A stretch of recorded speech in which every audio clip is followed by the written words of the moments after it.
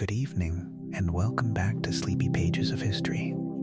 Find a comfortable position, let your shoulders loosen, and allow the day to settle quietly behind you. Before we begin, if you enjoy these calm journeys into the past, you are always welcome to subscribe. And while you are getting comfortable, you may let me know where in the world you are listening from tonight. Tonight, we are drifting into Victorian London. Not the bright, hurried London of the present day, but old London, smoky London, gaslit London. A city of horse hooves on wet stones, chimney pots against a gray sky, crowded rooms behind narrow windows, and the slow, dark movement of the Thames beneath its bridges. Victorian London was a city that seemed to breathe smoke.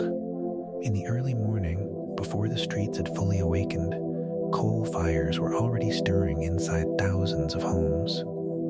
A small flame caught in a grate. A kettle began to warm. A family shifted beneath blankets in a close little room, while the first smoke rose from the chimney above them. Across the rooftops, that smoke gathered. It curled from brick chimney stacks. It drifted over slate roofs. It settled softly against windows, walls, shop signs, and washing lines. It darkened curtains.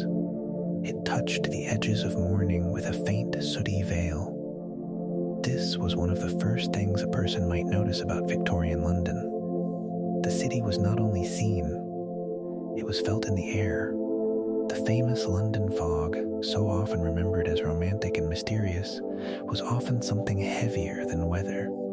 It was mist mixed with coal smoke, river damp, industrial fumes, and the breath of a vast city heating itself one fire at a time. Gas lamps glowed through it like small golden moons.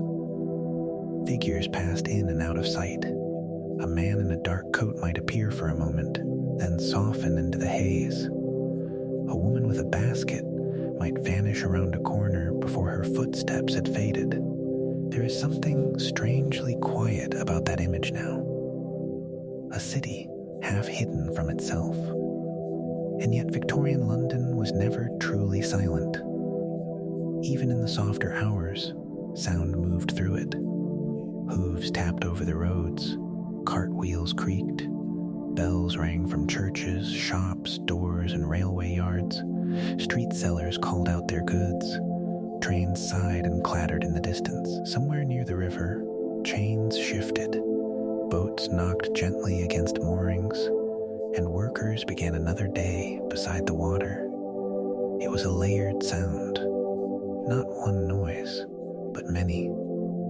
A kind of restless music made from labor, movement, hunger, business, weather, and routine. Someone lying awake in a small room might hear it through the walls. Someone crossing a wet street might hear it beneath an umbrella. Someone standing at a window before dawn might listen as the city slowly gathered itself, one wheel, one hoof, one voice at a time. Rain often softened this world. It fell on roofs and market awnings. It darkened the roads. It gathered in puddles that reflected the dim glow of gas lamps. Boots moved carefully through mud and water. Umbrellas tilted against the drizzle. Cab wheels sent small ripples through the shining street. In the rain, Victorian London became a city of reflections. Light trembled on the road. Windows shone in the mist. The river looked wider and darker. Even the smoke seemed to move more slowly, as though the whole city had lowered its voice. And inside the houses, another London existed. Behind the street doors were parlors with curtains drawn against the soot, kitchens warm with coal fires, narrow staircases, attic rooms, basement passages, and beds tucked into corners. Some homes held velvet chairs, framed pictures, plants, books, polished ornaments, and the careful order of middle-class respectability. Others held many lives inside one small room, where sleeping, cooking, washing, working, and resting all had to share the same few walls. Victorian London was grand. but it was also intimate. It was railway stations and river bridges. It was also a teacup steaming beside a tired hand. It was Parliament rising beside the Thames, and a child watching a lamplighter touch flame to glass as evening settled over the street. That lamplighter belongs to the softer memory of the old city. As daylight faded, he moved along the pavements with his long pole, lighting one lamp after another.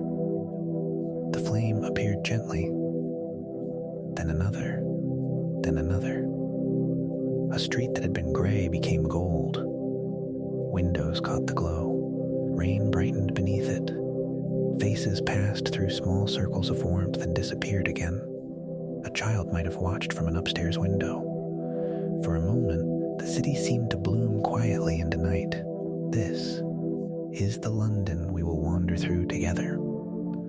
Not hurriedly, not as a list of facts, but slowly, as though walking through a remembered city at dusk. We will pass through smoky streets and crowded markets. We will pause near the Thames when the morning mist hangs low over the water. We will listen to street sellers, servants' bells, railway steam, and the steady sound of Big Ben over rooftops. We will step inside working rooms, parlors, kitchens, schools, theaters, cemeteries, and winter homes warmed by coal fires and tea. Some parts of Victorian London history are difficult. There was poverty here. There was illness. There were workhouses, child labor, crowded housing, and hidden hardship. But we will approach these lives gently. We will not rush through them. We will remember them with care, as ordinary people moving through the days they were given. And there was wonder here too. Gas lamps turning fog into gold. The Crystal Palace shining with glass and iron. New railways carrying people beneath and across the city. Photographs preserving faces. Christmas trees glowing in parlors. Parks giving tired families a little green space beneath the smoky sky. What makes Victorian London so fascinating is that it feels both distant and familiar. Much of it has vanished. The horses are gone from the main roads. The lamplighters no longer make their slow rounds. The thick coal smoke has lifted. The market cries have faded into old books and memories. And yet, something remains. In the stations, in the river, in the stories of Dickens, in the image of a foggy street and the glowing lamp, in the quiet feeling that millions of ordinary lives once passed through these places, leaving behind only traces. So let the present day move a little farther away. Let the old city come closer. The rain is light on the pavement.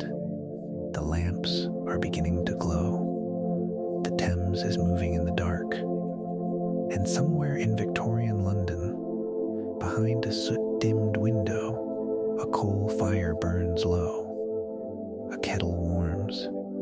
And another small human story is about to begin.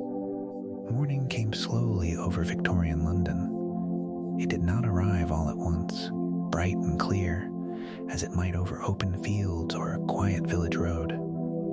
It seeped into the city through smoke, mist, and the pale gray light that gathered above the rooftops. Before the sun could properly reach the streets, it had to pass through thousands of chimney breaths rising from homes, factories, workshops, bakeries, laundries, and offices preparing for another day. From above, London must have looked like a vast dark forest of chimney pots. Rows of brick roofs stretched away in every direction, narrow streets cut between them. Church spires stood above the haze. Railway lines curved through crowded districts. Farther away, the Thames moved slowly through the city, carrying barges, boats, reflections, and the damp smell of river air. Coal smoke was part of daily life. It warmed homes, boiled water, cooked meals, powered engines, and lit the machinery of the age.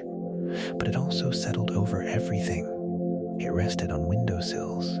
It darkened stone. It marked curtains, collars, sleeves, and hands. A clean surface in old London was almost an invitation for Soot to visit, and Soot accepted many invitations. This was the atmosphere people woke into. A family opening its eyes in the morning might first notice the dimness of the room. A window would not always admit clear daylight. Sometimes it gave only a soft, brownish-gray glow. Outside, roofs and walls appeared through a veil. The air itself seemed to have weight. The famous London fog grew from this world. There were natural mists, of course, rising from the Thames and gathering in low places. London was a river city, and dampness belonged to it. But the fog, remembered in so many Victorian London stories, was often mixed with pollution. Smoke from coal fires joined with river mist and industrial fumes, until the city seemed wrapped in a yellow-brown cloud. Gas lamps might remain visible long after dawn. Their small flames glowed through the haze, faint and warm like little islands of light. A passerby could see one lamp, then another fading down the street. Buildings lost their sharp edges. Horses appeared slowly, as if emerging from a dream. People stepped carefully, because the road ahead did not always reveal itself at once.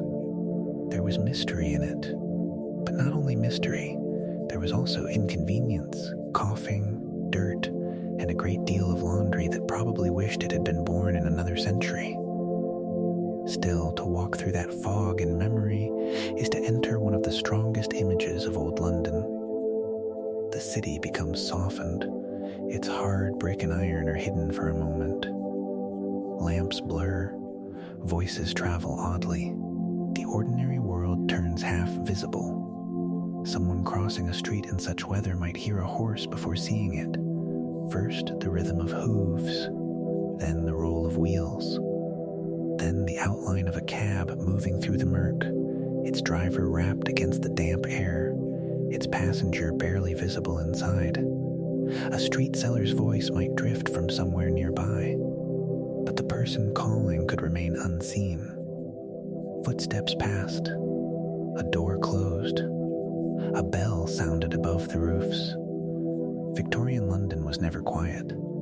Even under fog, even in rain, even in the earliest hour, sound kept moving. It rose from markets beginning their work before most households were awake. It came from railway stations where steam hissed beneath iron roofs. It came from factories, river wharves, churches, schools, kitchens, stables, workshops, and streets. There were bells everywhere. Church bells marked time. Doorbells summoned servants. Shop bells trembled when customers entered. Railway bells warned of arrivals and departures. Handbells rang in the streets. In a city before digital clocks and silent messages, bells were part of the nervous system of daily life. Then came the hooves. London was a city carried by horses. Their movement gave rhythm to the roads. Carts, omnibuses, private carriages, delivery wagons, and cabs all added their own sounds to the morning. Wheels turned over stone and mud. Harnesses jingled. Drivers called softly or sharply, depending on the traffic, the weather, and perhaps the amount of patience left in the driver. There were human voices, too. Street sellers announced fish, flowers, fruit, hot food, matches, milk, and many other things needed by a city that could not pause. Children called newspapers. Workers greeted one another at corners. Porters shouted near markets. Conversations rose and fell outside shops and lodging houses. From the river came another layer. The Thames was not a decorative ribbon through Victorian London. It was a working highway. Boats moved goods before dawn. Barges shifted through mist. Men called across the water. Chains dragged. Timber knocked against stone. The river carried the sound of labor, but softened it, spreading it outward under bridges and along the embankments. Above all of this, trains began to speak for the modern age. their whistles, hisses, and distant clatter belonged to a different kind of sound. Not the old rhythm of hooves or bells, but the breathing of iron and steam. Railway lines brought people into London and carried London outward. The city was stretching, and the sound of trains was one way to hear that stretch. And yet, for all its noise, the city could still feel strangely enclosed. Fog narrowed the world. A person walking through it might know only the few yards ahead. The rest of London, with all its millions of movements, would be hidden behind a curtain of smoke and damp air. The city became intimate because it became unclear. A lamp, a wall, a doorway, a moving shape, a voice, a bootstep. That was enough. Rain changed the atmosphere again. When it fell, it darkened the soot on walls and roofs. It turned unpaved places into mud and paved streets into shining surfaces. It gathered along gutters. It dripped from awnings. It ran down window glass in trembling lines. The whole city seemed to reflect itself in pieces. Gaslight looked especially soft on wet roads. A lamplit street after rain could appear almost golden, though the gold was only a thin skin over mud, stone, water, and smoke. Umbrellas moved slowly through it. Skirts were lifted carefully away from puddles. Boots left marks. Horses steamed in the damp air. A tired walker might pause beneath a doorway and listen to the rain tapping overhead.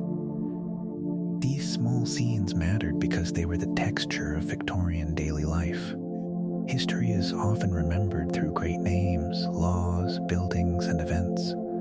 But most people met history through weather, work, food, rooms, streets, clothing, and sound. Victorian London was not an idea to those who lived there. It was the air on their faces. It was soot on the sill. It was the smell of coal smoke in the morning and river mist in the evening. It was the way daylight struggled through fog. It was the way a lamp glowed before a person reached it. It was the way the city continued, even when half hidden. Millions of footsteps crossed these streets and vanished. Servants hurried with baskets. Clerks made their way to offices. Children ran errands. Vendors pushed carts. Policemen walked their beats. Newcomers arrived from the countryside, unsure where to go next. Families leaned near coal fires and listened to the muffled city outside. Most of their names are gone now, but the atmosphere remains. The smoke has lifted. The worst fogs have passed into memory. The old lamps have changed. The horses no longer rule the roads. Yet the image of Victorian London still rises easily in the mind. Rooftops under haze, wet streets, river mist, dim windows, distant bells, and a golden lamp burning softly in the smoky air. And as we continue, we can let that image guide us lower, down from the rooftops, down through the smoke, down into the streets where the city is beginning to wake. As the first light spread through the haze above Victorian London, the streets below began to stir. Not suddenly. The city rarely woke all at once. Instead, movement gathered gradually, like a river fed by many small streams. A single cart appeared on a side road. A milk delivery rattled across damp stones. A shopkeeper lifted a shutter. Somewhere in the distance, a railway whistle drifted through the smoky morning air. Then came the horses. They were everywhere. To understand Victorian London, it helps to remember that the city moved on 4 hooves. Horses pulled carts loaded with vegetables, barrels, timber, coal, and crates. They carried omnibuses crowded with passengers. They drew elegant carriages through wealthy districts and humble wagons through poorer streets. They hauled goods from markets, stations, warehouses, and docks. Their presence shaped nearly every road. A traveler arriving from the future might first notice the sound: hooves tapping across stone, hooves splashing through puddles, hooves slowing at crossings and quickening along wider streets. The rhythm never entirely disappeared. It became part of the city's heartbeat. The roads themselves reflected this world. Many were muddy, especially after rain. Others were paved but far from spotless.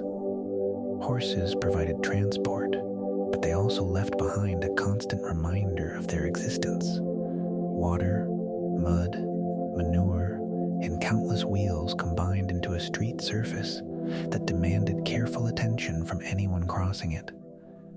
Victorian London could be magnificent, but it could also be remarkably messy. Someone stepping outside on a wet morning might spend as much time watching the ground as admiring the buildings. Boots mattered. Good boots mattered even more. And perhaps nowhere was this more obvious than at the crossings, where people attempted to move from one side of the road to the other without collecting half the street on their shoes.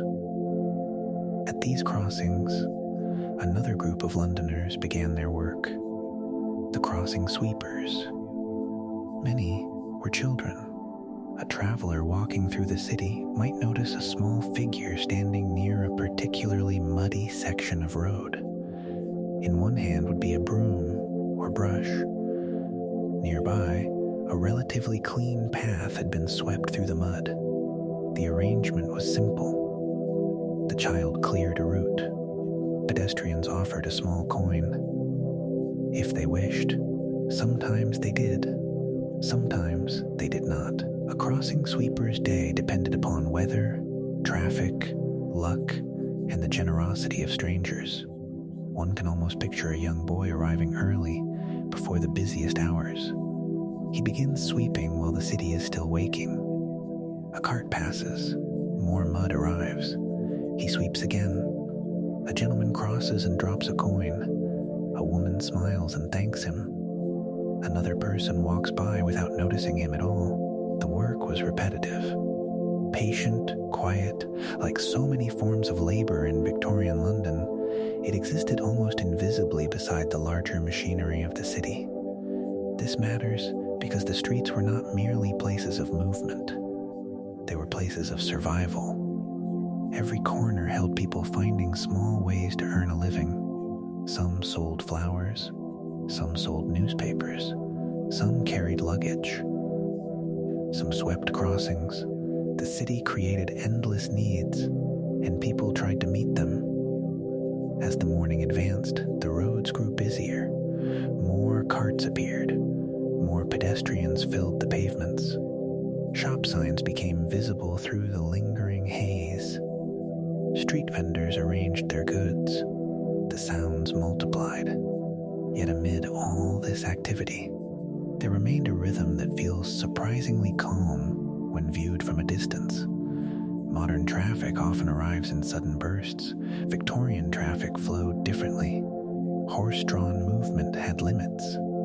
Animals required rest. Roads encouraged patience.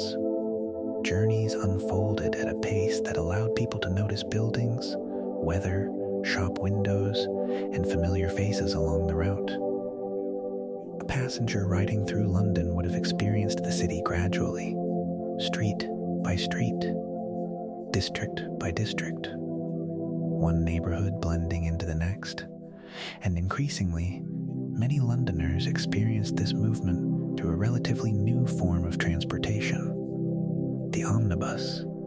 Large horse-drawn buses rolled along important routes carrying passengers through the expanding metropolis. Their appearance helped reshape daily life in subtle ways.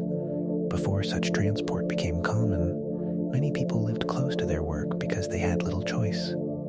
Distance mattered. Walking took time. But omnibuses allowed greater movement across the city. Workers, clerks, shop assistants, and other passengers could travel farther than previous generations often had. The result was a London that seemed to grow larger. Neighborhoods became more connected. Opportunities spread outward. A young clerk might ride into a commercial district each morning. A shop assistant could travel from a quieter residential area. Families could reach places that once seemed inconveniently distant. The omnibus was not merely a vehicle. It was part of a changing relationship between people and urban space. Someone sitting inside one of these horse-drawn buses might spend the journey watching the city pass by through a fogged window. Shops appeared, churches slipped past, market carts moved in the opposite direction. Familiar landmarks announced progress through the day. There was something almost meditative about such travel. Not fast, not silent, but steady. Victorian London often rewarded patience. While omnibuses carried many passengers at once, another vehicle offered a more private experience. The hansom cab. Today it is one of the most recognizable images of old London. The vehicle itself was elegant in its practicality. 2 wheels, a compact passenger compartment, a driver seated behind and above, light enough to move efficiently through crowded streets. A hansom cab waiting beneath a gas lamp became one of the defining sights of the Victorian city, particularly after rain. The scene appears again and again in old illustrations, photographs, novels, and memories. Wet streets reflecting light, smoke drifting overhead, a cab standing ready beside the pavement. One passenger steps inside, the door closes. The driver clicks his tongue to the horse, the wheels begin turning, and the city slides gently past. For wealthier passengers, a hansom cab provided comfort and convenience. For others, it represented an occasional luxury. Perhaps someone was late for an appointment. Perhaps the weather had become unpleasant. Perhaps luggage needed carrying. Perhaps tired feet simply requested assistance.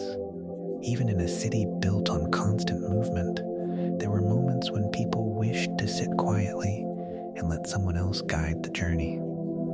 As the cab rolled forward, London revealed itself in fragments. A row of shop fronts, a church tower emerging through fog, workers unloading goods, children hurrying along the pavement, gas lamps fading as daylight strengthened. Then another street, and another, and another. What makes this fascinating is how many different Londons existed at the same moment. The businessman heading toward an office, the servant carrying parcels, the crossing sweeper earning pennies, the omnibus passenger watching from a crowded seat, the cab rider passing through mist. Each experienced the city differently. Yet all shared the same roads, the same smoke-filled air, the same sounds of hooves and wheels, the same vast urban landscape unfolding around them. Over time, much of this world disappeared. Motor vehicles replaced horses. Roads changed. The rhythms of travel accelerated. The sounds transformed. But if someone had stood on a Victorian street corner at dawn, they would have witnessed a city in motion unlike any other. Not silent, not still, yet somehow unhurried. A place where journeys unfolded at the pace of animals, weather, and human patience. And as evening eventually approached, another traveler might step from a doorway and raise a hand toward a waiting cab. Rain would glisten on the stones. Gas lamps would glow softly through the gathering mist. The horse would move forward. The wheels would whisper across the wet road. And Victorian London would carry one more passenger through the golden haze of the night. Long before a newcomer saw the heart of Victorian London, they often heard it. The sound came first. The distant whistle of a locomotive. The rhythmic turning of wheels. The steady pulse of a train carrying passengers toward the largest city many of them had ever seen. For countless travelers, Victorian London began at a railway station. The journey might have started hours before in a village surrounded by fields, hedgerows, and quiet roads. It might have begun in a small market town where everyone knew the church clock and recognized familiar faces. Perhaps the traveler had never seen a truly large city before. Perhaps they carried everything they owned in a single case. Perhaps they were searching for work, opportunity, education, adventure, or simply a different life. Whatever their reason, the railway brought them toward London. As the train approached the city, the landscape gradually changed. Open countryside became rows of houses became districts. Districts became an endless spread of rooftops, chimneys, factories, warehouses, church towers, and railway lines. Smoke thickened. Buildings multiplied. The horizon seemed to disappear beneath human construction. Then, at last, the train entered one of London's great railway termini. The stations themselves were astonishing places. Even today they retain some of their grandeur, but to a 19th century traveler they must have seemed almost unbelievable. Immense iron arches stretched overhead. Glass roofs filtered daylight through clouds of steam.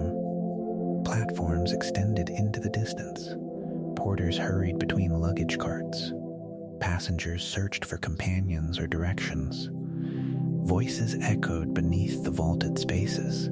The city announced itself before anyone had even stepped outside.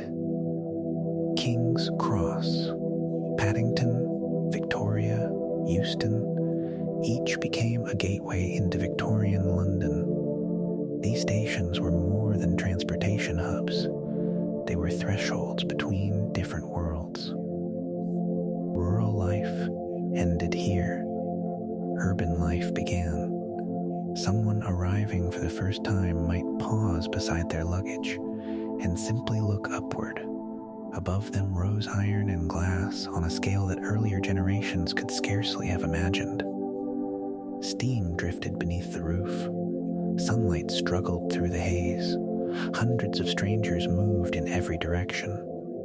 It was a remarkable introduction to modernity. Victorian London was teaching a lesson before the traveler had taken 10 steps into the city. The lesson was scale. Everything seemed larger. The buildings, the crowds, the opportunities, the uncertainties. Outside the station, the lesson continued. Roads stretched outward in every direction. Horse-drawn traffic flowed constantly. Shop signs filled the eye. Omnibuses rolled past. Porters carried trunks. Street sellers announced their goods. Policemen walked their beats. Smoke drifted between rooftops. For someone newly arrived, there was often a strange mixture of excitement and bewilderment. The city offered possibilities, but it also demanded confidence. A young man seeking clerical work might step into the street with a carefully folded address in his pocket. A young woman entering domestic service might be met by an employer or an agency representative. Others arrived with little more than hope and a rough idea of where they wished to go. Many had never been surrounded by so many strangers. In smaller communities, people often recognized one another. Victorian London was different. The crowd itself became part of the experience. Faces passed without introduction. Lives intersected briefly and then disappeared. Someone could stand on a busy pavement and watch hundreds of people pass within minutes. The scale of that world is astonishing. And yet, amid all the movement, London remained connected by something older than the railway. The Thames. Sooner or later, many newcomers found their way toward the river. The Thames was not simply a geographical feature. It was one of the reasons London existed at all. For centuries it had carried goods, people, wealth, ideas, and ambitions through the city. During the Victorian era, it remained one of the busiest working waterways in the world. A traveler approaching the river might first notice its width, then its activity. Barges moved steadily through the water, small boats crossed between banks. Warehouses lined sections of the shore. Cranes lifted cargo. Dock workers loaded and unloaded goods arriving from distant places. The river connected London to Britain. It connected Britain to the wider world. Tea, timber, wool, coal, grain, machinery, and countless other products passed through this watery highway. Before many roads could handle heavy freight efficiently, the Thames performed the work. Day after day, season after season. A person standing beside the river in the early morning might watch workers already busy before much of the city had finished breakfast. Mist lingered above the water. Voices drifted across the current. Ropes creaked. Wood knocked softly against wood. The river moved at its own pace while the city hurried around it. There is something comforting in that image. Cities change. Generations pass. But rivers continue. The Thames witnessed Victorian London just as it had witnessed medieval London, Georgian London, and many earlier versions of the city. It remains one of the great observers of history. Beyond the docks and commercial districts, the river also offered perspective. The crowded streets could feel overwhelming at times. Buildings pressed close together. Traffic filled the roads. Smoke narrowed distant views. But from the riverbank, or from one of the bridges crossing it, the city opened outward. The skyline revealed itself. Church domes rose above rooftops. Factory chimneys punctuated the horizon. Warehouses lined the water. Steam drifted upward into the changing sky. And the movement of the river tied everything together. Bridges became natural places to pause. Not everyone crossing them was in a hurry. A laborer heading home after work might slow for a moment near the middle span. A clerk could stop briefly before continuing toward a railway station. A visitor might lean against the stonework and simply observe. The view rewarded patience. Smoke softened the distance. Masts rose from vessels below. The river carried reflected light between the banks. The city seemed vast without appearing hostile, powerful without appearing hurried. One can almost picture such a moment near sunset. The day's work is ending. The western sky glows softly through layers of haze. Gold and amber lights settle across rooftops. The river catches fragments of the sky and carries them downstream. The noise of the city remains, but from the bridge it feels more distant, less demanding. A horse-drawn omnibus rattles past. A gentleman adjusts his hat against the evening breeze. A woman carrying parcels continues toward home. Far below, a barge moves steadily through the water. The traveler who arrived that morning now stands above the Thames. The city no longer feels entirely unfamiliar. Large, certainly. Complex without question, but not unknowable. This matters because Victorian London was not merely a place of buildings and industry. It was a place of human arrivals. Every year, countless people stepped into its stations, crossed its roads, and searched for their place within it. Some stayed briefly. Others remained for a lifetime. Many left a little trace beyond a name in a record book or a forgotten address. Yet together they helped create the living city, a metropolis built not only from brick, iron, and stone, but from journeys. Journeys that began in distant villages. Journeys that arrived beneath iron railway roofs. Journeys that continued along busy streets and beside the Thames. And as the evening light slowly faded above the water, the newcomer on the bridge might have realized something simple.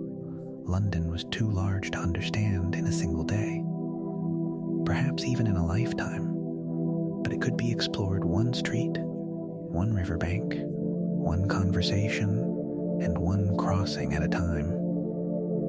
The smoke drifted upward. The river flowed onward.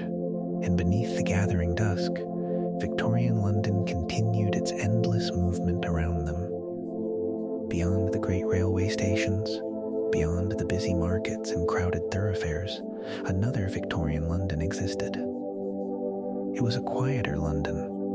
Not quieter in sound, perhaps, because voices, footsteps, and street noise often found their way through thin walls and narrow windows. But quieter in the historical imagination, less likely to appear in paintings, guidebooks, or grand descriptions of the city.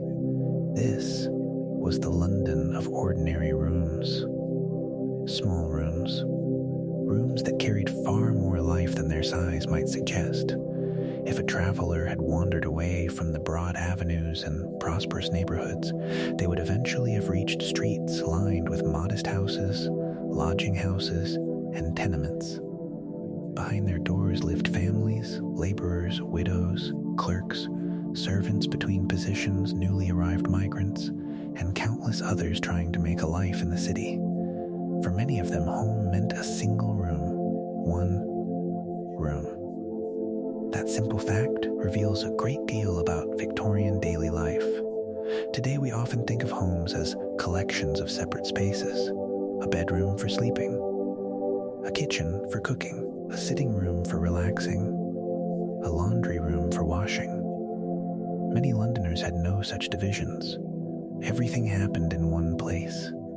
The same room that welcomed the morning also witnessed the evening. The same walls observed meals, conversations, arguments, celebrations, illnesses, work, rest, and sleep. Life unfolded within a very small circle. The room might contain a bed or two, perhaps a table, a few chairs, some shelves, cooking equipment, personal possessions carefully arranged wherever space could be found.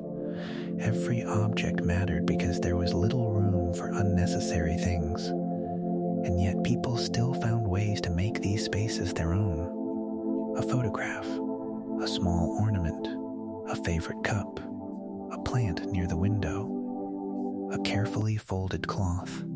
Human beings have always carried a remarkable ability to create comfort, even when comfort is in short supply. As dawn entered the city, the room gradually awakened. The first person to rise might carefully avoid disturbing the others. A parent prepared for work. A child rubbed sleep from tired eyes. Someone opened a curtain. Someone lit a fire. Someone fetched water. The room transformed from sleeping place into living place. Then later it would become a workplace, then a dining room, then a gathering place, then a bedroom once more. The cycle repeated day after day, over time, year after year. What makes this fascinating is not simply the lack of space. It is how much life could fit inside it. A visitor entering one of these homes might immediately notice the air. Coal fires shaped the atmosphere of Victorian London both outside and inside. Even modest households depended upon them. The fireplace was often the heart of the room. It provided warmth during damp winters. It heated water. It cooked meals. It offered light before gas or electricity became common in many homes. Families naturally gathered around it. The fire drew people together. On cold evenings, chairs edged closer to the grate. Conversations settled into a slower rhythm. Shadows moved softly across walls. A kettle murmured quietly above the coals. Outside, smoke drifted through the city. Inside, the fire became a small center of comfort. Not luxury. Comfort, there is an important difference. Victorian poverty should never be romanticized. Many households faced real hardship. Money was uncertain. Rooms could be damp. Food budgets were carefully managed. Illness remained a constant concern. And yet warmth itself carried value. A family sitting together near a fire after a long day experienced something deeply familiar to people across centuries. The simple relief of being indoors. The simple relief of being together. The The coal fire was more than a source of heat. It was a daily companion. Children watched its glow. Adults judged weather by its necessity. Meals depended upon it. Winter evenings revolved around it. Its crackle became part of domestic life. Its smoke became part of the city's identity. Its warmth became part of memory. Someone passing through Victorian London in winter might notice the contrast immediately. Outside, damp air settled over the streets. Rain tapped against windows. Fog drifted between rooftops.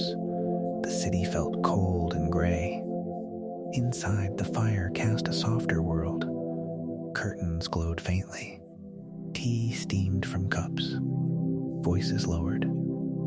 The weather remained beyond the glass, but for a little while it could be held at bay. Of course, warmth came with work. Nothing in Victorian domestic life happened automatically. Coal had to be carried. Ash had to be removed. Water had to be fetched and heated. Food had to be prepared.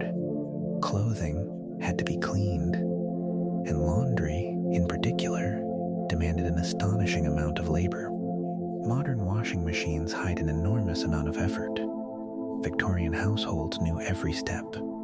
Laundry day often began early. Water needed heating. Soap needed preparing. Clothes needed sorting.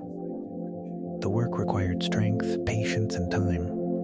A woman might spend hours bending, scrubbing, rinsing, lifting, wringing, carrying, and hanging heavy fabrics. Steam filled the air.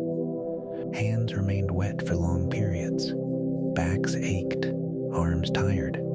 Yet the work continued because cleanliness mattered. The scene itself was surprisingly vivid. Boiling water simmering in large containers. Bundles of clothing stacked nearby. Sheets hanging from lines stretched across courtyards. Freshly washed fabric moving gently in the breeze. The smell of soap mingling with coal smoke. A child carrying clothespins. A neighbor exchanging a few words over a fence. These moments rarely appear in traditional histories, but they occupied countless hours of ordinary life. This reminds us that cities are not only built by famous people, they are maintained by daily effort, by cooking, by cleaning, by repairing, by carrying, by washing. Much of Victorian London depended upon labor that left little written record, and nowhere is that clearer than inside the home. As evening approached, the room slowly changed once again. Work ended. Children returned. Meals were prepared. The fire became the center of attention. Outside, street sounds softened into the background. Hooves still passed. Voices still drifted through the neighborhood. Somewhere a vendor called out one last time. Somewhere a train moved through the darkness. But inside the room, another rhythm emerged. People talked. They rested. They prepared for tomorrow. The same table used for meals might now hold a sewing project. The same chair used during the afternoon became a place for conversation. The same corner that stored work tools during the day might soon hold bedding for the night. Every part of the room served multiple purposes. Nothing was wasted. Space itself became a resource, a precious one. One can almost picture a winter evening near the end of the century. Rain touches the window. The coal fire glows steadily. A kettle sits nearby. The room feels smaller than many modern bedrooms, yet it contains an entire world. A family's possessions, a family's routines, a family's worries, a family's hopes. Everything gathered within a few square yards. There is something deeply human about that image. Not because hardship should be celebrated, it should not, but because it reminds us how adaptable people can be. Victorian London often appears enormous when viewed from a distance. We think of railways, factories, bridges, crowds, and smoke-filled skylines. Yet the city was ultimately experienced through places like this. A single room, a warm fire, fresh laundry drying nearby, the voices of loved ones close at hand, and as the lamps began glowing outside and darkness settled over the rooftops, countless families across Victorian London prepared for sleep within rooms that had already served as kitchen, workshop, dining room, and sitting room. By morning, the cycle would begin again. Another fire would be lit, another kettle would warm, another day would unfold within the same four walls, and once more, an extraordinary amount of life would fit into one small room. While many Londoners lived within the close boundaries of a single room, another world existed behind polished front doors and carefully drawn curtains. It was not a world of great wealth, at least not always. The grandest aristocratic houses belonged to a different story. This was the world of the Victorian middle class. Shop owners, clerks who had prospered, professionals, merchants, managers, teachers, and countless others who hoped to build lives that appeared respectable, orderly, and secure. For these households, the home became more than a place to live. It became a statement, a quiet declaration to visitors, neighbors, relatives, and perhaps even to themselves. The center of that declaration was often the parlor. The parlor occupied a special position in Victorian domestic life. It was the room guests would see, the room that represented the family, the room where visitors were welcomed, conversations held, tea served, and important occasions observed. Because of this, the parlor was prepared with care. A family might spend considerable effort arranging it. Chairs positioned neatly, curtains hanging properly, books placed where they could be seen, ornaments dusted, pictures aligned. The room needed to communicate something, not wealth alone. Character. A visitor entering such a space might immediately notice how different it felt from the streets outside. Victorian London could be smoky, muddy, crowded, and noisy. The parlor offered an alternative, a controlled environment, a place where order pushed back gently against the disorder of the city. Outside, carts rattled through puddles. Inside, porcelain sat quietly upon shelves. Outside, soot drifted through the air. Inside, framed photographs and decorative objects created an atmosphere of permanence. The contrast mattered. This was one reason Victorian homes often contained so many possessions. Modern tastes sometimes favor empty spaces and simplicity. Victorian tastes often moved in another direction. Rooms filled gradually with objects gathered across years. Pictures, vases, clocks, books, small sculptures, family photographs, decorative boxes, embroidered cushions, plants. Each item carried meaning. Some reflected education, others reflected travel, some marked family memories, others simply pleased the eye. The result was a style that modern observers sometimes describe as cluttered. Yet clutter is not quite the right word. The rooms felt inhabited, layered, personal. A visitor sitting quietly in a Victorian parlor might find their attention moving from one object to another. Every shelf offered a story.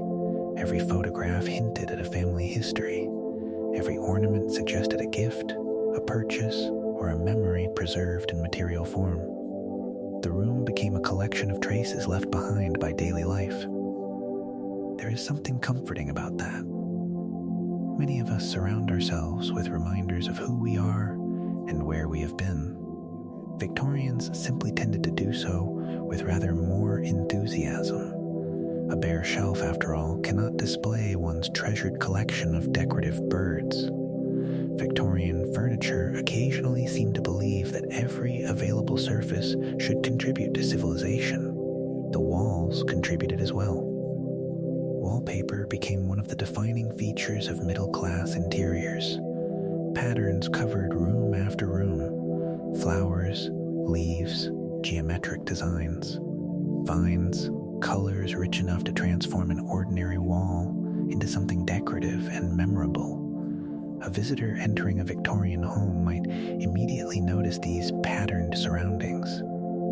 They softened the room. They created visual warmth. They gave interiors a sense of richness, even when the household budget remained carefully managed. Yet behind some of this beauty lay a curious and slightly unsettling detail. Certain fashionable wallpapers contained arsenic, particularly green varieties. At the time, these vibrant colors were admired. They appeared fresh and elegant. Families decorated rooms with them without realizing that some of the pigments could present hidden risks. What makes this fascinating is how ordinary the danger seemed. The wallpaper hung quietly on the wall. It made no announcements. It simply existed as part of daily life. Most people thought of it as decoration. History often contains such moments. People surround themselves with things they believe are modern, useful, or beautiful, only for later generations to discover complications hidden beneath the surface. Still, for most visitors, the wallpaper would have remained simply wallpaper, part of the room's character, part of its carefully arranged atmosphere. And atmosphere mattered greatly. The Victorian home often sought to create a sense of refuge. This becomes especially clear when we look toward the windows. Outside lay the city. Smoke drifted between buildings. Rain tapped against glass. Street sellers called from the pavement. Horse traffic moved endlessly through the roads. Inside, curtains softened the boundary. Heavy fabrics helped create privacy. Light filtered through them differently throughout the day. Morning sunlight arrived gently. Evening lamplight glowed against folds of cloth. Winter weather remained visible but slightly distant. The curtains framed the outside world without allowing it complete entry. This was a subtle but important achievement. Victorian London often felt overwhelming. The home attempted to make it manageable. Houseplants played a role in this effort as well. Throughout the 19th century, indoor plants became increasingly popular. Ferns, palms, and other greenery appeared in parlors and sitting rooms across the city. At first glance, a potted fern may seem insignificant, yet its presence reveals something meaningful. Many Londoners lived surrounded by brick, smoke, traffic, and industry. Green space existed, but not always nearby. A plant placed beside a window brought a small piece of nature indoors, a reminder of another landscape, a quieter one. Someone seated near such a plant on a rainy afternoon might watch droplets slide down the window while leaves caught the muted daylight. The scene feels surprisingly familiar even now. Certain comforts change very little. A comfortable chair, a warm room, a plant near the light, a moment of rest. The Victorians understood these pleasures well. Tea, perhaps more than anything else, completed the atmosphere. As the century progressed, tea became one of the great shared rituals of British life. Rich and poor alike drank it, though circumstances varied considerably. In middle-class homes, tea often occupied a central place in daily routine.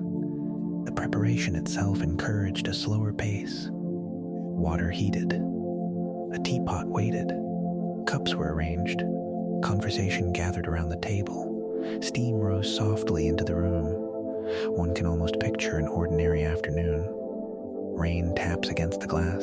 The fire burns steadily. A newspaper rests folded nearby. The patterned wallpaper catches the warm glow of the lamp. A fern stands quietly in the corner. Tea is poured. Nothing remarkable occurs. And that is precisely the point. Much of life is made from such moments. History often records major events, political decisions, technological breakthroughs, and public achievements. Yet the texture of daily existence is often found in quieter scenes: a family sharing tea, a visitor admiring a room, a child peering through curtains at the street outside, a woman watering a houseplant, a gentleman adjusting books on a shelf. These moments rarely change the course of history, yet they shape human experience. Victorian homes became places where people expressed hopes, ambitions, tastes, and identities through ordinary objects. The parlor was not merely a room. It was a carefully arranged vision of life as people wished it to appear. Orderly, respectable, comfortable, civilized. Sometimes reality matched that vision. Sometimes it did not. But the effort itself tells us a great deal about Victorian London. It was a city changing rapidly. Railways expanded.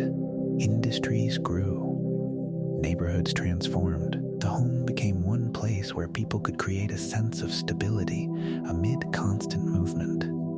And as evening settled over the rooftops, lamps glowed behind curtains across the city. Inside those rooms, patterned wallpaper surrounded family photographs and cherished ornaments. Houseplants rested near windows. Tea steamed gently from cups. Coal fires flickered in grates. Beyond the glass, smoke drifted through the streets. But within the parlor, another atmosphere prevailed. A carefully cultivated world of comfort, memory, and respectability. A small sanctuary against the restless city beyond the curtains. If we stand quietly outside a Victorian townhouse and look up at its rows of windows, it is easy to think of it as a single home. One address, one family, one household. Yet behind the front door, another reality often existed. A Victorian house could contain several different worlds at once. The family occupied one part of the building, the servants occupied another. Their lives were closely connected, yet carefully separated. They shared the same roof, but they often experienced the house very differently. To understand this hidden geography of Victorian London, it helps to begin at the bottom. Beneath the comfortable parlors and dining rooms, beneath the carpets and polished furniture, down where the heat of coal ranges mixed with the smell of cooking and the sound of work. In the basement kitchen. The kitchen was often the true engine of the household. Meals were planned there. Food was prepared there. Water was heated there. Supplies were stored there. Servants moved constantly through it from early morning until late evening. While guests relaxed above, much of the labor that made comfort possible happened below their feet. The room itself could be warm even during winter. Coal fires burned steadily. Pots simmered. Ovens radiated heat. Copper pans reflected flickering light. The work rarely stopped. Someone chopped vegetables. Someone kneaded dough. Someone scrubbed dishes. Someone carried water. Someone hurried up the stairs carrying trays. The household depended upon this movement, yet many visitors never saw it. That was part of the design. Victorian homes often concealed labor. Comfort appeared effortless because the effort remained hidden. A dinner might arrive perfectly prepared. A fire might already be burning. Fresh tea might appear at exactly the right moment. Beds might seem to make themselves. Rooms might seem to clean themselves. Of course, none of these things happened by magic. They happened because people were working, usually out of sight. A cook standing beside a coal range might spend hours preparing a meal that guests upstairs would enjoy in less than 1 hour.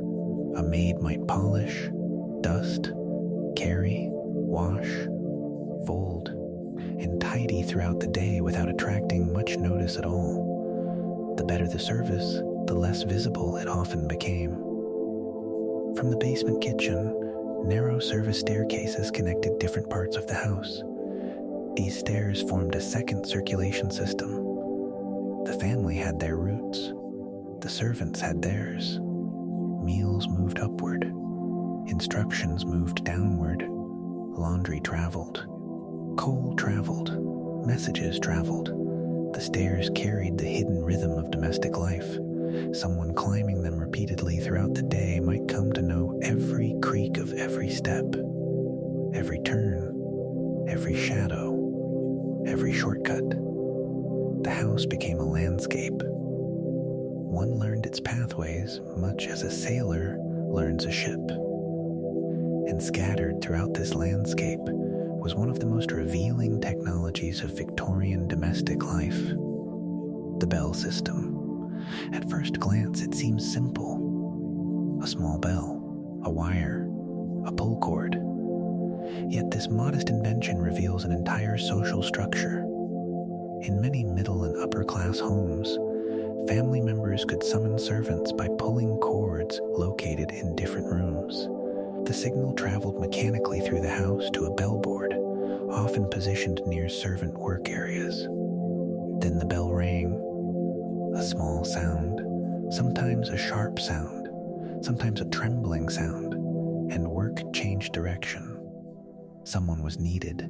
Someone must respond. One can almost picture a maid in the middle of another task. Perhaps she is polishing silver. Perhaps she is carrying linens. Perhaps she has only just sat down for a brief moment. Then, a bell rings. Immediately, the house rearranges itself around that signal. The bell from the dining room, the bell from the parlor, the bell from an upstairs bedroom. Each had its own place on the board. Each demanded attention. The servant looked up. The bell trembled slightly, and off she went. What makes this fascinating is how a tiny object could organize so much of daily life. The bell did not shout. It did not threaten. It simply rang. Yet entire routines adjusted themselves around its sound. The house spoke through bells. The servants listened. Over time, people became remarkably skilled at interpreting these signals. A particular bell might suggest tea was needed. Another might indicate guests had arrived. Another might mean someone required assistance with clothing, luggage, correspondence, or any number of everyday concerns. The system turned the building itself into a communication network. Quiet, efficient, invisible, and very revealing. Because, while the family experienced the house as a place of comfort, servants often experienced it as a place of constant readiness. The day began early, very early, long before many employers woke. Coal fires needed attention. Breakfast preparations began. Rooms required cleaning. Water needed heating. Shoes required polishing. The visible order of the household depended upon invisible labor performed before most people opened their eyes. Someone walking through the streets before dawn might see a maid leaving for work while the city was still dark. The lamps remained lit. The air carried traces of coal smoke. The roads were damp from overnight rain. And already the day's labor had begun. Domestic service became one of the largest forms of employment available to women during the Victorian period. Thousands upon thousands of women worked as maids, cooks, housemaids, kitchen maids, nursemaids, laundry maids, and servants of every description. Their work helped sustain much of middle-class domestic life. Yet their own living spaces were often surprisingly modest. If we continue upward through the house, climbing beyond the comfortable bedrooms of the family, we eventually reach another hidden world, the attic rooms. These rooms often occupied the highest parts of the building, small, plain, functional, sometimes cold in winter and warm in summer. A servant might spend the day moving through elegant rooms below, only to return at night to a simple space beneath the roof. There is something striking about this vertical arrangement. The higher one climbed, the smaller the rooms often became.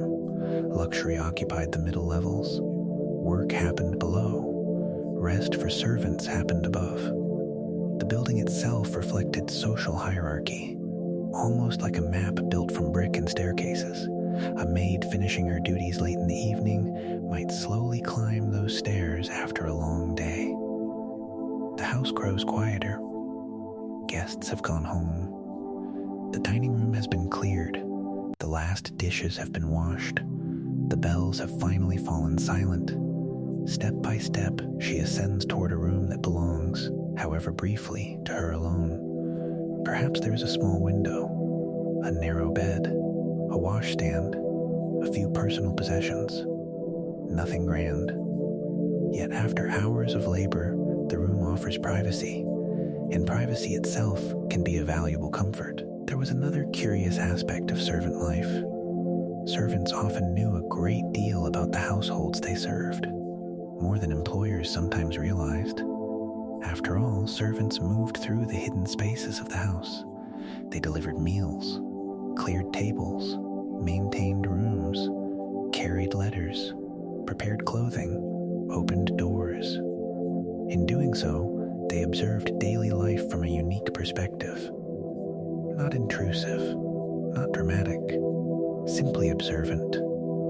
A maid might notice who seemed worried, who seemed happy, who received frequent letters, who preferred silence, who argued, who laughed, who sat thoughtfully by the fire after everyone else had gone to bed. The house contained many private moments. Servants often witnessed fragments of them. Yet discretion formed part of the profession. The secrets of the household generally remained within the household. A curious balance emerged.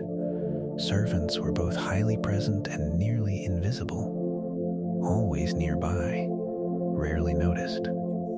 Essential, yet often overlooked. This reminds us that Victorian London functioned through countless relationships that were neither entirely equal nor entirely distant. People depended upon one another in complex ways. Families depended upon servants. Servants depended upon wages, housing, and employment. The house became a place where these relationships unfolded day after day, sometimes comfortably, sometimes awkwardly, always shaped by the expectations of the age. As evening settles over the city, it is easy to picture such a townhouse standing quietly beneath the glow of gas lamps. The front windows shine warmly, curtains soften the light. A visitor passing outside might see only comfort, only order, only respectability. Yet inside, different worlds continue their separate rhythms. A family gathers in the dining room. A bell waits silently on the wall. A cook finishes her work below. A maid climbs toward her attic room above. The house breathes softly around them all. And in that sense, the Victorian townhouse becomes a small version of Victorian London itself. Layered, complicated, connected. A place where many lives occupied the same structure, while experiencing very different worlds within its walls. Long before much of Victorian London had opened its eyes, the markets were already awake. In fact, some parts of the city seemed to live by entirely different clocks. While families slept behind curtained windows and coal fires burned low in household grates, carts were already moving through the darkness. Horses pulled loads through damp streets. Porters shouldered heavy burdens. Lanterns glowed through the mist. The day's food was on its way. This is one of the quieter wonders of any great city. Millions of people eat, yet relatively few pause to consider how food arrives. Victorian London was no different. Its vast population depended upon a daily miracle of movement, labor, timing, and organization. and nowhere was that miracle more visible than in the markets that came alive before dawn. Let us begin at Covent Garden. The sky is still dark. The streets nearby are lit by gas lamps, whose glow reflects faintly on damp stones. A light mist hangs in the air. The city has not yet reached its busiest hours. Yet Covent Garden is already busy, very busy. Carts arrive from surrounding districts and countryside roads. Horses breathe clouds into the cold air. Porters move between piles of produce. Lantern light catches wooden wheels and stacks of crates. Someone walking through the market at this hour would find a world of activity unfolding while much of London still slept. Vegetables appear in baskets. Fruit arrives in crates. Flowers are unloaded carefully. Bundles of greenery gather beside market stalls. The smell is different from the rest of the city. Fresher, cleaner, for a little while. The scent of earth and growing things competes successfully against coal smoke. That alone must have felt remarkable. Victorian London often carried the smell of industry, traffic, and densely packed humanity. Yet here, before sunrise, one could encounter flowers still carrying traces of the countryside. A porter lifting baskets might have worked through the same routine hundreds of times. Unload, carry, stack, return, repeat. The rhythm itself becomes almost soothing when viewed from a distance. No grand speeches, no famous names, just thousands of small actions helping to feed a city. Over time, the market becomes brighter. The eastern sky begins to lighten. More workers arrive. Voices increase. Yet even amid the activity, there remains a sense of purpose rather than chaos. Everyone seems to know where they belong. Everyone understands the task. The city must eat. And so the work continues. Among the most beautiful sights in Covent Garden were the flowers. Their presence created a striking contrast. Color amid soot. Fragility amid industry. Fresh petals amid stone and brick. Someone carrying violets or roses through the smoky streets brought a little piece of another world into the city. The Victorians appreciated this contrast deeply. Flowers appeared in homes, parlors, public spaces, and markets because they offered something the city could not always provide on its own. A reminder of nature, a reminder of seasons, a reminder that beyond London's endless rooftops lay fields, gardens, and open landscapes. Yet there was another market whose atmosphere felt entirely different.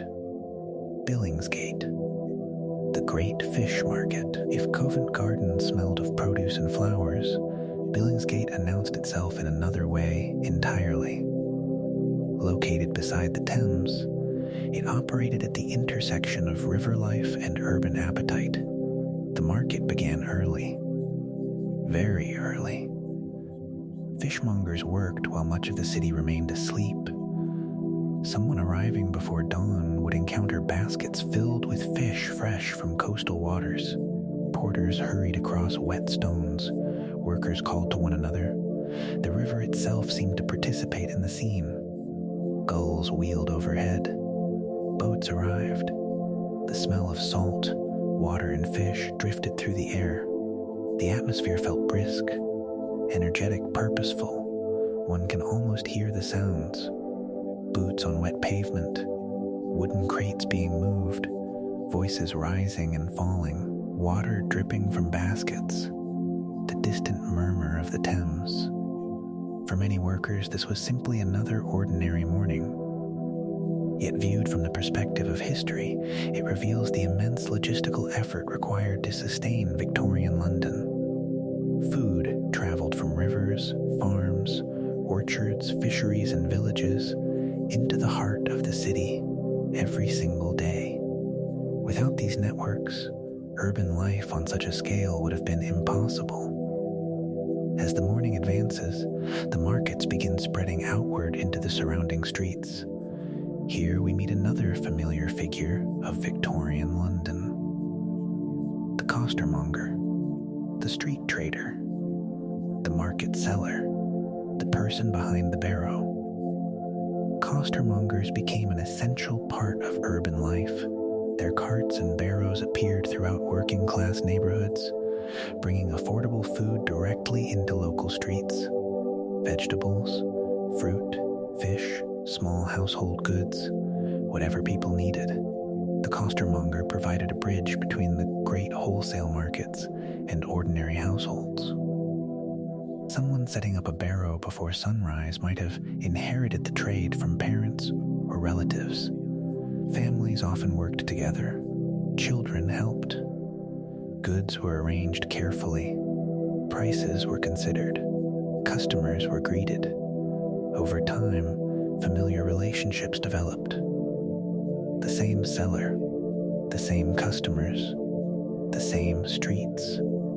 The city was large, but daily life often remained surprisingly local. A neighborhood might know its regular traders just as surely as it knew its local public house or church. What makes this fascinating is how personal commerce could feel. Victorian London contained enormous institutions, vast railway systems, and massive industrial enterprises. Yet much of daily shopping still occurred face-to-face. One conversation at a time, one purchase at a time, one familiar customer at a time. The voices of these traders contributed greatly to the city's character. Street sellers became part of London's soundscape. Their calls echoed through neighborhoods. Their announcements informed people of available goods. Their voices helped turn ordinary streets into living marketplaces. Someone listening from an upstairs window might recognize particular traders by sound alone. The city had many voices. These were among the most distinctive. And then there was street food, one of the most comforting aspects of Victorian urban life. Not every household possessed ideal cooking facilities. Not every worker had time to prepare elaborate meals.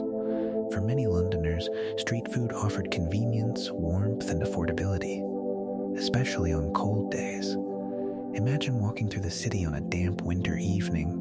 The air carries traces of fog. Gas lamps glow softly. Rain threatens once again.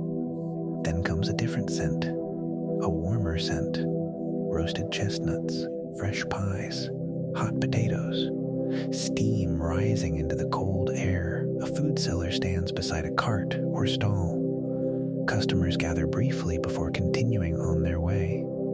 Coins change hands. Warm food passes from seller to buyer. The exchange is simple, yet deeply human. A laborer finishing work might stop for a hot potato before heading home. A clerk could purchase a pie on the way to a railway station. Someone returning through the rain might find temporary comfort in warmth held between cold hands. The food itself mattered, but so did the feeling. A brief pause, a moment of warmth, a small kindness offered by the city. Victorian London was often hard work. Street food softened some of those edges. Among the more surprising foods available were oysters. Today, oysters are often associated with restaurants and special occasions. In Victorian London, they occupied a very different position. Oysters were plentiful and inexpensive enough to become common food for ordinary people. Workers bought them. Families ate them. Street stalls sold them. The reversal feels almost unbelievable now. A food once associated with modest budgets gradually became a luxury. History enjoys such transformations. Objects, habits, and foods rarely stay fixed in meaning forever. Their stories continue changing. As morning becomes afternoon and afternoon moves toward evening, the markets continue their work. Deliveries arrive, goods are sold, customers come and go, Voices rise and fall. The city consumes enormous quantities of food without ever fully noticing the effort required to provide it. Yet beneath every meal lies a chain of labor stretching outward through markets, rivers, roads, farms, fisheries, warehouses, and countless human hands. This reminds us that Victorian London depended not only upon grand institutions, but also upon ordinary workers performing ordinary tasks. Porters lifting baskets, costermongers pushing barrows, fishmongers arranging their stock, street sellers calling to passers-by, flower vendors carrying color through smoky streets. Together they fed the city, and as evening settles over the rooftops and the last customers drift home, one final scent lingers in the cooling air. The smell of roasted chestnuts, a little coal smoke, a trace of river mist, and the memory of a market that woke long before the city itself. By the time the markets had settled into their daily rhythm, and the streets of Victorian London were fully awake, countless people were already deep into their work. Some worked in factories, some worked in offices, some worked behind shop counters.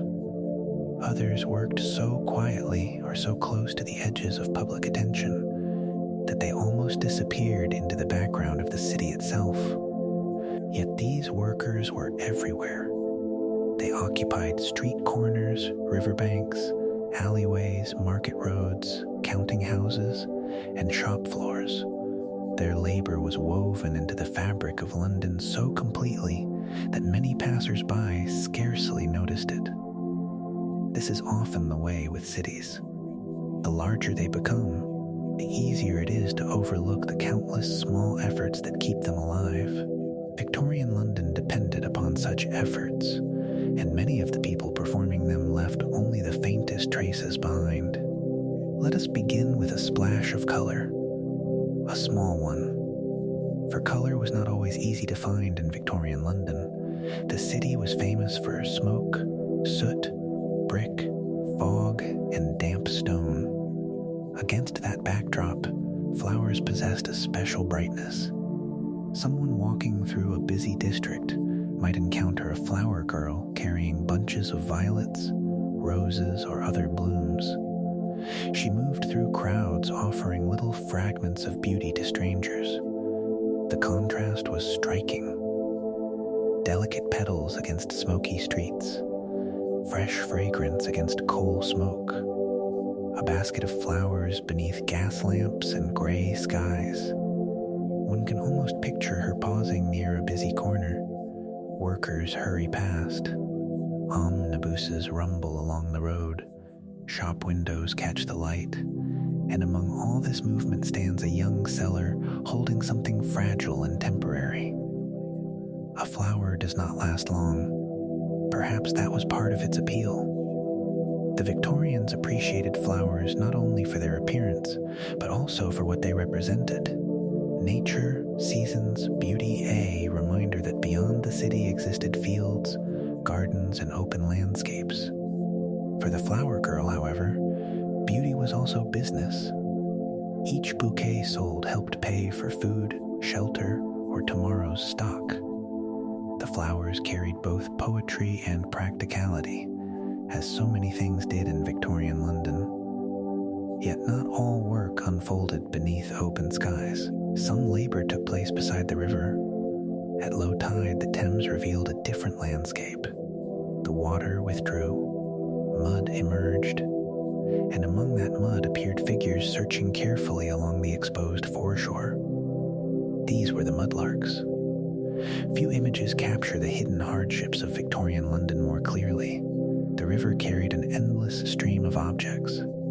Pieces of coal, fragments of rope, scrap metal, lost tools, broken goods, anything that might possess even the smallest value. When the tide retreated, people searched for those things, patiently, methodically, sometimes for hours. Someone standing on a bridge and looking down might notice a child moving slowly through the mud, Another figure bends to examine an object. A sack hangs over one shoulder. The riverbank stretches outward beneath the city. The work demanded persistence. There was no guarantee of success. Each day began with uncertainty. Perhaps something useful would be found. Perhaps very little. The Thames became a kind of unpredictable employer, offering opportunities, offering disappointments, offering survival one small discovery at a time. There is something haunting about this scene. Not because it is dramatic, quite the opposite. Because it is quiet. The river flows, the city rises above, and below, people search patiently through the remains of urban life. The evidence still survives today in old accounts, sketches, and memories. A reminder that even the waste of a great city could become a resource for someone else. Nearby, in streets and alleys, another group of workers followed a similar principle. The rag pickers. If the mudlarks searched the river, rag pickers searched the city itself. Victorian London produced enormous quantities of discarded material. Cloth, paper, bones, metal fragments, bottles, and countless other objects eventually found their way into rubbish heaps. To most people, these things had reached the end of their usefulness.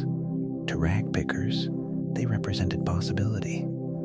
A person carrying a sack through narrow streets at dawn might pause frequently. Something overlooked by others could be collected, sorted, and sold. Piece by piece, value emerged from what the city no longer wanted. The work required knowledge, experience, patience, and eye trained to see opportunity where others saw waste. History often celebrates invention, yet there is a quieter kind of ingenuity in learning how to survive from what already exists. The rag pickers understood this well. Their labor reminds us that Victorian London contained entire hidden economies operating beneath the notice of most observers. Nothing was too small to matter. Nothing was entirely without value. Meanwhile, farther from the river and rubbish heaps, another form of work was becoming increasingly important. Office work. The rise of the clerk. Victorian London was not only a city of physical labor, it was also a city of paperwork. Railways expanded, businesses grew, insurance companies multiplied, banks processed transactions, government departments produced records, commerce generated information, and information required management. Enter the clerk. A young man arriving at an office each morning might spend his day surrounded by ledgers, correspondence, account books, and ink. His tools were not shovels or carts, but pens and paper. The environment differed greatly from that of a market porter or mudlark, yet it possessed its own routines, its own pressures, its own ambitions. The office often valued neatness, accuracy, punctuality, respectability. A clerk copied figures carefully, recorded transactions, organized documents, prepared reports, maintained records. The work could be repetitive, sometimes very repetitive. Yet for many young men, it represented opportunity, a pathway toward stability, a chance to enter the growing middle class. Someone seated beneath gaslight at a desk might dream of advancement while carefully entering figures into a ledger. The scene feels familiar even now. Modern offices may use computers instead of ink bottles, but many of the rhythms remain recognizable. Quiet, concentration, routine tasks, professional ambition, the gradual accumulation of experience. Victorian London was helping create forms of work that still shape modern life. And then there were the shops, the great commercial spaces that lined so many streets. To customers, shops often appeared polished and welcoming, goods arranged neatly, counters organized, displays attractive. service attentive. Yet behind that appearance stood another workforce, the shop assistants. A visitor entering a busy draper's shop might see well-dressed assistants helping customers select fabric. Everything seems orderly, efficient, pleasant, but the working day could be long, very long. After customers departed, much remained to be done. Goods needed organizing, displays required attention, accounts required updating, floors needed cleaning. Stock had to be arranged for tomorrow. Many shop assistants even lived on the premises. Their workplace and living space occupied the same building. The separation between professional life and personal life became remarkably thin. One can almost picture a young assistant late in the evening. The doors are closed. The street outside grows quieter. Gas lamps glow beyond the windows. The final customer has gone home. Now the day's visible work ends, and the hidden work begins. Fabrics are folded, shelves are straightened, records are completed. Tomorrow's business quietly prepares itself. This pattern appeared throughout the city, visible work supported by invisible work. The customer saw the shop. The assistant knew the labor behind it. The diner saw the meal. The cook knew the labor behind it. The family saw the tidy house. The servant knew the labor behind it. Victorian London depended upon such hidden effort, and perhaps that is one of the most revealing lessons the city offers. Its greatness did not emerge solely from famous individuals, powerful institutions, or remarkable inventions. It emerged from countless ordinary workers performing small tasks with consistency and care. The flower girl carrying color through smoky streets, the mudlark searching the riverbank at low tide, the rag picker finding value in discarded things, the clerk balancing ledgers beneath gaslight, the shop assistant working after customers have gone home. Most never became famous. Most never appeared in history books. Yet together they sustained the city.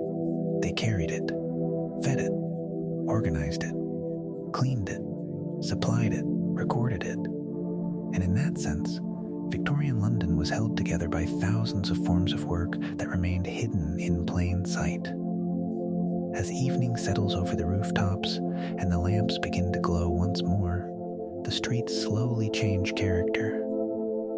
The flower seller packs away unsold blooms. The clerk leaves the office. The shop assistant finishes another task. The river continues its patient journey through the city, and somewhere beneath the smoke and fading light, another ordinary worker completes another ordinary day. A small story, one among millions. Yet together, those stories became Victorian London itself. Among all the people who moved through Victorian London, perhaps none experienced the city more differently than its children.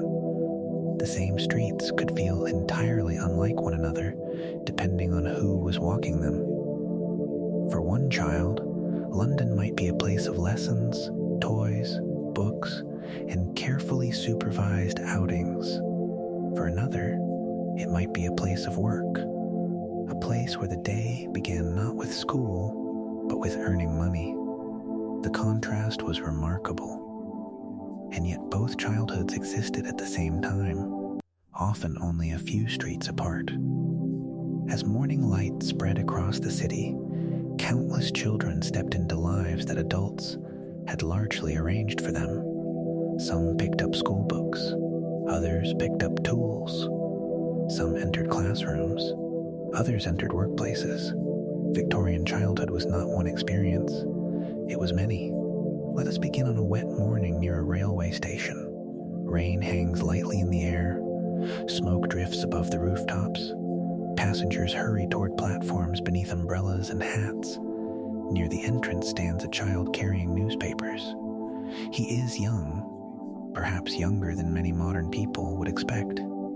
Yet, he works. As trains arrive, he calls out the latest editions. Travelers purchase papers before beginning their journeys. coins change hands, the child moves quickly, weaving through crowds with practiced confidence. For him, the station is not simply a place of travel, it is a workplace. Across Victorian London, children earned money in many ways. Some sold flowers, some delivered messages. Some worked in shops, some assisted market traders. Others found employment in factories, workshops, and domestic service. To modern eyes, the sight can seem surprising, but for many families, children's earnings helped support the household. The city demanded resources. Rent needed paying, food needed purchasing, coal needed buying. Every contribution mattered. This does not mean childhood disappeared entirely. Far from it. Children still laughed, played, explored, formed friendships, invented games, and found moments of adventure in the ordinary corners of the city. Yet work often arrived earlier than it does for many children today. The responsibilities of adulthood sometimes appeared at a very young age. Perhaps no image from Victorian childhood is more famous than that of the chimney sweep. The reality was complex and changed over time, particularly as reforms gradually reduced some of the harshest practices. Yet the figure of the child sweep remained deeply connected to the Victorian imagination. One can picture an early morning before breakfast. The city is still quiet. A fireplace waits below. A narrow chimney rises above. A young sweep begins another day. The work was dirty. Soot clung to clothing, hands, and skin. Chimneys required regular cleaning because coal fires filled them with deposits. The task connected directly to the very fires that warmed homes throughout London. What makes this fascinating is how closely the city's comforts and hardships could intertwine. The warm fire in a parlor, the child cleaning the chimney. The two belonged to the same system. History often works this way. Convenience in one place sometimes depends upon labor elsewhere. Fortunately, the Victorian period was also an age of reform. Public concern gradually increased. Laws changed. Attitudes evolved. Practices that once seemed ordinary increasingly came under criticism. The story of Victorian childhood is therefore not only a story of labor, it is also a story of change, and nowhere is that change more visible than in education. Let us step away from the workplace for a moment and enter a schoolroom. Rows of desks, slates, books, teachers moving between pupils, sunlight filtering through windows. The atmosphere feels different immediately, more structured, more hopeful. Education existed before the Victorian era, of course, but the 19th century witnessed important efforts to make schooling more widely available. Board schools became one of the great symbols of this transformation. A child who might once have spent more time earning wages could increasingly find themselves learning letters, numbers, geography, and history. The shift happened gradually, unevenly. Not all families experienced it in the same way. Yet the direction was significant. Knowledge was becoming more accessible. A boy sitting at a desk practicing handwriting might never fully appreciate the larger historical forces surrounding him. He simply learns his lesson, sharpens a pencil, answers a question, but collectively, such moments helped reshape society. Education opened doors, not every door, not immediately, yet many more than before.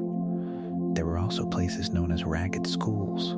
These institutions occupied a special place in Victorian London. They often welcomed children who possessed very little. The name itself sounds somewhat severe to modern ears, but the purpose was deeply humane.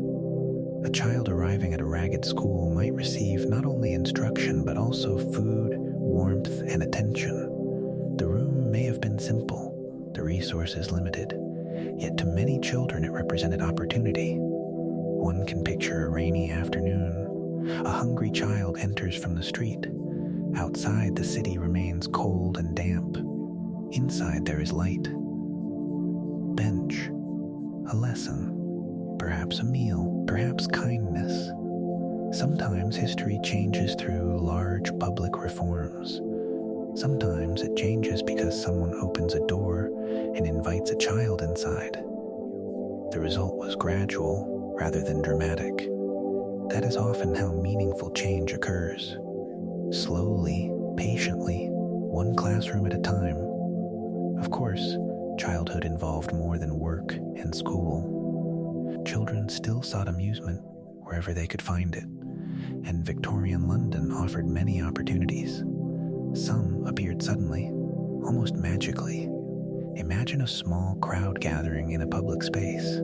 Children approach first, adults follow, a colorful booth appears. Then the performance begins, Punch and Judy.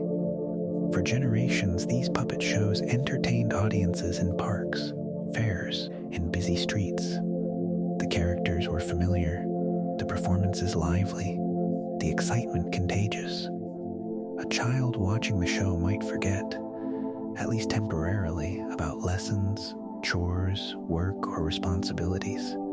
The moment belonged to imagination. The city provided many such moments, not because life was easy, but because people have always sought enjoyment, even during difficult times. There is something reassuring about that. Children in every century seem remarkably skilled at finding reasons to smile. Yet even leisure revealed differences between social classes. Consider toys. A toy may seem like a small thing, yet it can tell a surprisingly large story. In some homes, children enjoyed carefully crafted dolls, toy soldiers, rocking horses, puzzles, books, and games. Nurseries contained shelves filled with possessions intended specifically for childhood. Elsewhere, children created entertainment from whatever materials they could find. A piece of wood became a toy. A discarded object became a treasure. A street became a playground. Two children living only a short distance apart could inhabit remarkably different worlds. One receives a painted doll. Another invents a game with scraps. Both are children, yet their experiences reveal much about Victorian society. The nursery itself became an important symbol of middle-class childhood. If we enter one on a winter evening, the atmosphere feels gentle. A fire burns in the grate. Toys rest upon shelves. A nurse or governess supervises the room. Outside, rain taps softly against the windows. Inside, the child remains sheltered from much of the city. Protected, comfortable, secure, the contrast with working childhood could be considerable. While one child sits beneath lamplight listening to a story, another may still be helping support a household through labor. Victorian London contained both realities at once. Yet over time, ideas about childhood continued evolving. Education expanded. Reforms increased. Public discussions about welfare and opportunity grew more common. Society began thinking differently about what childhood should be. The process was imperfect, incomplete, but important. This reminds us that childhood is not merely a biological stage of life. It is also a cultural idea. Different generations imagine it differently. Different societies organize it differently. Victorian London witnessed a gradual shift in those ideas. The city moved, slowly and unevenly, toward a future in which education occupied a larger role and childhood itself became increasingly protected. As evening approaches, the streets begin to change. The newspaper seller counts his coins. The schoolroom empties. The Punch and Judy booth closes for the day. Families gather indoors. Nursery lamps glow behind curtains. Coal fires warm small rooms and large houses alike. Some children prepare lessons for tomorrow. Others prepare for another day of work. Yet the direction of history is beginning to turn, slowly, almost quietly. One classroom, one school, one child at a time, and somewhere in Victorian London, beneath the smoky sky and the glow of evening lamps, a young student traces letters across a slate while the city outside continues its endless motion. A small act, a simple lesson, yet one that would help shape the generations still to come. Before the sewers, before the great brick tunnels, before the river was tamed into a cleaner shape, the Thames was one of the great working places of Victorian London. It moved through the city slowly and heavily. Along its banks stood warehouses, wharves, cranes, taverns, markets, bridges, and crowded streets. Barges passed beneath the arches. Small boats crossed from one side to the other. Men carried ropes, barrels, sacks, timber, coal, fish, and fruit. The river was not only scenery, it was a road. It was a workplace. It was a boundary, a highway, and a living part of the city's daily rhythm. In the early morning, when the light was still pale, the Thames could seem almost peaceful. Mist drifted above the surface. The outlines of bridges softened. Church towers and factory chimneys appeared and disappeared in the haze. A worker standing by the water might hear the creak of wood, the slap of a rope against a post, the call of a boatman, and the far-off rumble of wheels beginning in the streets behind him. Yet beneath this slow beauty, London carried a problem it could no longer avoid. For many years, the city had treated the river as the place where unwanted things could disappear. Household waste, street filth, industrial refuse, and human sewage all found their way into the Thames. As Victorian London grew larger, busier, and more crowded, the old systems of drainage and disposal could not keep pace. The city had become too big for its own habits. This matters because Victorian London was not only a city of gas lamps, drawing rooms, railway stations, and foggy streets. It was also a city trying to solve the very practical question of how millions of people could live close together without being overwhelmed by what they left behind. It is not the most graceful question in history, but it is one of the most important. A city can have beautiful buildings, busy markets, elegant bridges, and polished shop windows, yet still depend upon things hidden underground. Water must flow in, waste must flow out, streets must be drained, homes must be made livable. What seems ordinary in daily life often depends on enormous systems that most people rarely see. In mid-19th century London, those hidden systems were failing. The Thames became increasingly polluted. At certain times, especially in hot weather, the smell rose from the river and drifted into nearby streets and buildings. It was strongest around Westminster, where Parliament itself stood beside the water. The great river that had carried trade, travel, and history through London now carried a warning. One can almost picture a summer day in 1858. The air is still. The heat presses softly against stone walls and window glass. Along the Thames, the water moves sluggishly under the bridges. Curtains are drawn, windows are covered. People try to continue their business, but the smell from the river makes ordinary work difficult. Clerks bend over papers. Members of Parliament gather in their chambers. Outside, the city continues with its wheels, footsteps, and bells, while the river below reminds everyone of what has been ignored. This was the summer remembered as the Great Stink. The name is almost too direct, in the very Victorian way that some things were hidden behind manners, while others were named with surprising bluntness. The Great Stink was not a battle, not a fire, not a grand political ceremony. It was a smell, and yet, in its own quiet, forceful way, it helped push London toward one of the most important urban reforms of the century. For years, reformers, doctors, engineers, and officials had argued about sanitation. There had been illness, there had been reports, there had been plans. But when the smell of the Thames reached the heart of government, the problem became impossible to place politely out of sight. The result was not merely a small repair. It was a transformation beneath the city.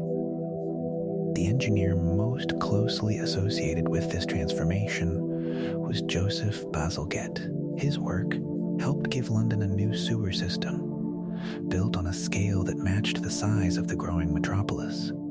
Instead of allowing waste to drain directly into the central Thames, the new system carried it away through great intercepting sewers. These were not delicate structures. They were vast, practical, and carefully made. Brick tunnels curved beneath the streets. Workers moved in lamplight through underground spaces, laying courses of brick, shaping channels, and building the hidden pathways that would carry London's waste away from its crowded heart. There is something strangely calming about thinking of those tunnels, not because of what they carried, of course, but because of what they represented. Order beneath disorder, planning beneath confusion, a quieter kind of progress, built not for display, but for usefulness. Above ground, Victorian London still had its smoke, mud, crowds, and markets. Horses still pulled carts through rain. Children still crossed streets between wheels and boots. Lamps still glowed in fog. But below the city, another London was being made. A darker London. A brick London. A London of arches, channels, flowing water, and steady gradients. Someone walking along a busy street would not see it. A woman carrying laundry, a clerk hurrying to an office, a flower girl with a basket, or a cab driver guiding his horse through damp evening light might pass over this hidden world without thinking of it at all. Yet beneath their feet, the city was beginning to protect itself. That is often how reform works. Sometimes it appears as a speech, a law, or a public meeting. But sometimes it appears as pipes, bricks, measurements, drainage, and men working in the dim light below the road. The sewers changed more than the underground.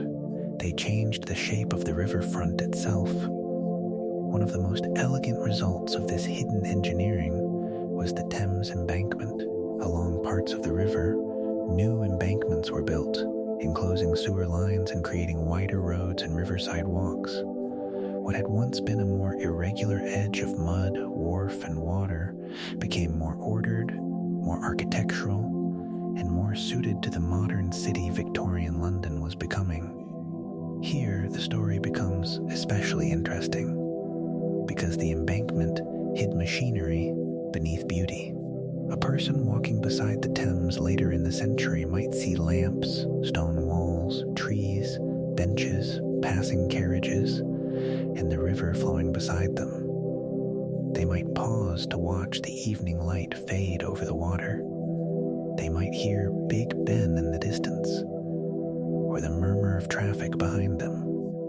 The scene could feel almost graceful, yet beneath that graceful surface ran part of the city's hidden lifeline. This is one of the quiet wonders of Victorian London. So much of what made the city modern was not always visible. It lay below pavements, behind walls, under river walks, inside stations, beneath bridges, and within systems that ordinary people used without needing to understand them. The old river still flowed. But the city had learned, slowly and imperfectly, that it could not simply pour its problems into the water and hope the tide would carry them away. Over time, the Thames became part of a larger story of reform. Remained a working river, still busy with boats and bridges, still wrapped in mist and smoke, still reflecting lamps on rainy evenings. But it also became a reminder that a great city must care for the unseen as well as the visible. It must care for water, for drainage, for health, for streets, for the hidden passages below the feet of millions. And so, as evening settles over Victorian London, it is easy to picture someone standing on the embankment, looking out across the river. Behind them, the city hums softly with horses, bells, trains, and voices. Ahead of them, the Thames moves under the fading sky. Lamps begin to glow along the walkway. The stone beneath their boots feels solid and orderly. They may not think of the tunnels below. Most people rarely do. But those tunnels are there, carrying away the burdens of the city in silence. Beneath the smoke, beneath the footsteps, beneath the beautiful lamps and the slow river mist, another London continues its quiet work. And in that hidden movement, Victorian London becomes not only a city of memory, fog, and firelight, but a city learning how to survive its own astonishing size. In the narrow streets of Victorian London, health was often a matter of water, air, touch, and trust. A family trusted the water drawn from a pump. They trusted the milk brought to the door in the morning. They trusted the air that moved through a bedroom window, or feared the air that rose from a damp alley. They trusted doctors when they could afford them. They trusted old habits, family remedies, neighbors' advice, and the simple hope that tomorrow might be easier than today. Illness moved through the city quietly. It moved through crowded rooms, shared courtyards, public pumps, markets, and alleys where washing hung between dark brick walls. In a city as large as Victorian London, one person's daily life was never completely separate from another's. Water flowed, streets drained, food was carried from hand to hand, milk arrived at the door, laundry steamed in washhouses. Breath, smell, dampness, and touch all belonged to the same urban world. For much of the century, many people believed disease was carried by bad air. This idea was called miasma. To Victorian minds, it seemed reasonable. Bad smells often came from places where sickness appeared. Polluted rivers, crowded courts, overflowing drains, damp rooms, and unclean streets. A family closing a window against foul air was not being foolish. They were trying to protect themselves with the knowledge they had. This matters because history is not only about what people knew correctly. It is also about how carefully they tried to live with what they believed. Someone walking through Soho in the 1850s might have noticed the closeness of the houses, the sound of carts passing over stones, the movement of people carrying water, the small businesses, the children at doorways, and the pump where families came again and again with pails. The pump was ordinary. That was what made it important. In 1854, during a cholera outbreak near Broad Street, the Dr. John Snow began following illness not as a cloud of bad air, but as a pattern. He looked street by street, house by house. He listened, counted, compared, and traced where people had drawn their water. Slowly, the shape of the outbreak began to gather around one place, the Broad Street pump. There is something quietly powerful about this kind of investigation. No grand speech was needed, no dramatic gesture, only careful attention. A doctor walking through grief, noticing what others had missed, and asking whether the answer might be hidden in a daily habit as simple as drinking water. The famous removal of the pump handle became one of the most remembered images in the history of public health, yet the deeper meaning was gentler and larger. showed that a city could be read like a map of human experience. Each house, each street, each water source, each small routine could reveal something about how illness moved. And over time, this careful way of seeing helped change medicine. Still, change was slow. Many Londoners continued to worry about bad air, and not without reason. Damp rooms were unhealthy. Stale air felt heavy. Smells from waste and polluted water could be overwhelming. Even when the explanation was incomplete, the desire for cleaner surroundings was deeply practical. Cleanliness became one of the great concerns of Victorian reform. For poorer families, however, cleanliness was not simply a matter of choice. It required space, water, fuel, time, and privacy. These were not always easy to find. In one-room homes, washing bodies, clothes, dishes, and bedding could become a complicated part of daily survival. A mother might carry laundry through the street toward a public washhouse, the bundle heavy in her arms. Inside, the air would be warm and damp. Steam rose from tubs. Water splashed. Linen was scrubbed, wrung, rinsed, and lifted. The work was tiring, but the place offered something precious: water, heat, and a little order. Public baths and washhouses gave many working people access to cleanliness that private homes could not provide. They were not luxurious. They were practical. And sometimes practical things are among the kindest things a city can build. Milk, too, belonged to this world of trust and risk. It arrived in pails, bottles, and carts, passing through many hands before reaching a family table. Before modern safety standards, milk could carry danger, especially for children. Yet it was also ordinary, nourishing, familiar. A mother pouring milk into a cup was not thinking of systems or inspections. She was thinking of breakfast. Victorian health reform slowly grew from these ordinary moments. A pump, a washhouse, a milk delivery, a window opened for air, a hospital ward kept clean. In hospitals, the culture of care was also changing. Florence Nightingale became one of the most influential figures in that transformation. Her work helped reshape nursing into a disciplined, observant, and respected profession. She emphasized cleanliness, order, ventilation, careful record-keeping, and close attention to the patient. A hospital ward in this new spirit would not feel grand. It would feel arranged. Iron beds in rows, clean sheets, quiet steps, fresh air where possible.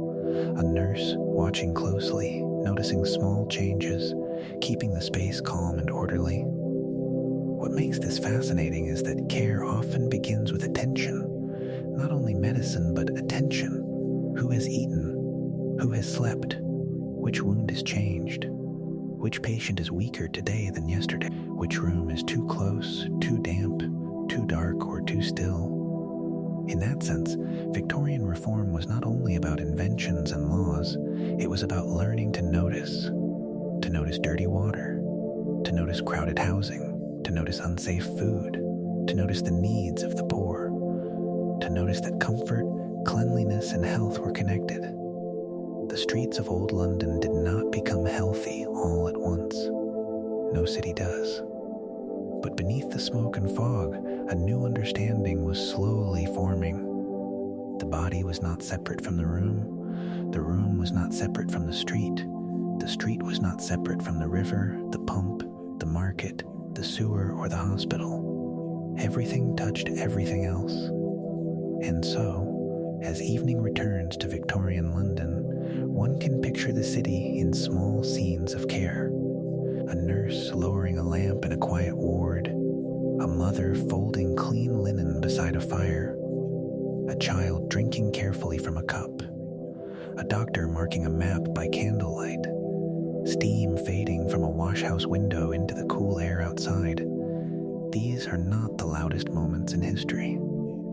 but they are among the most human. For in the slow work of cleanliness, observation, nursing, and reform, Victorian London began to understand that a great city must care not only for its bridges, stations, markets, and monuments, but for the fragile lives breathing within it.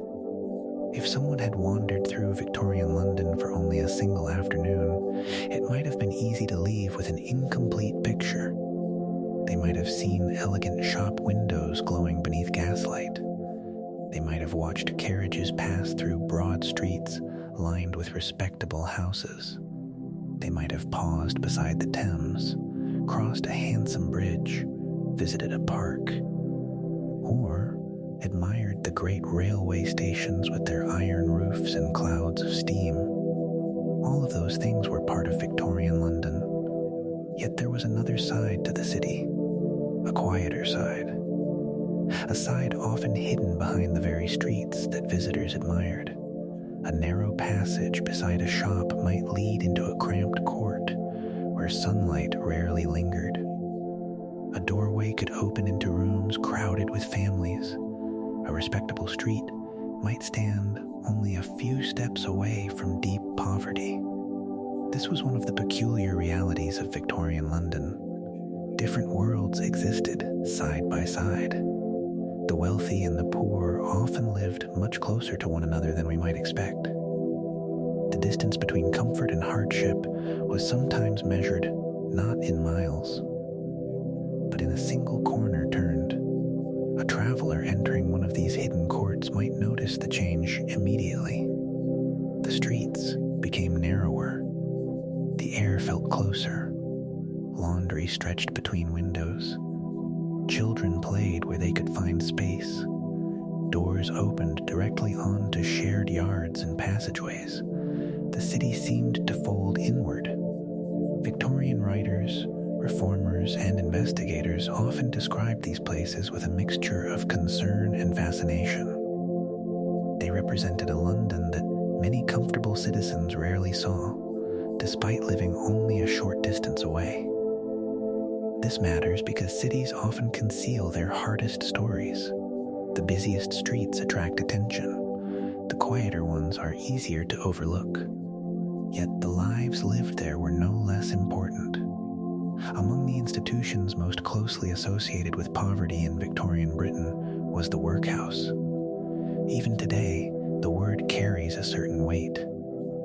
The workhouse existed as part of the system intended to support those who could not support themselves, people who had fallen into extreme hardship, the elderly poor, widows, orphaned children, the sick, and those unable to find work might eventually find themselves facing its gates.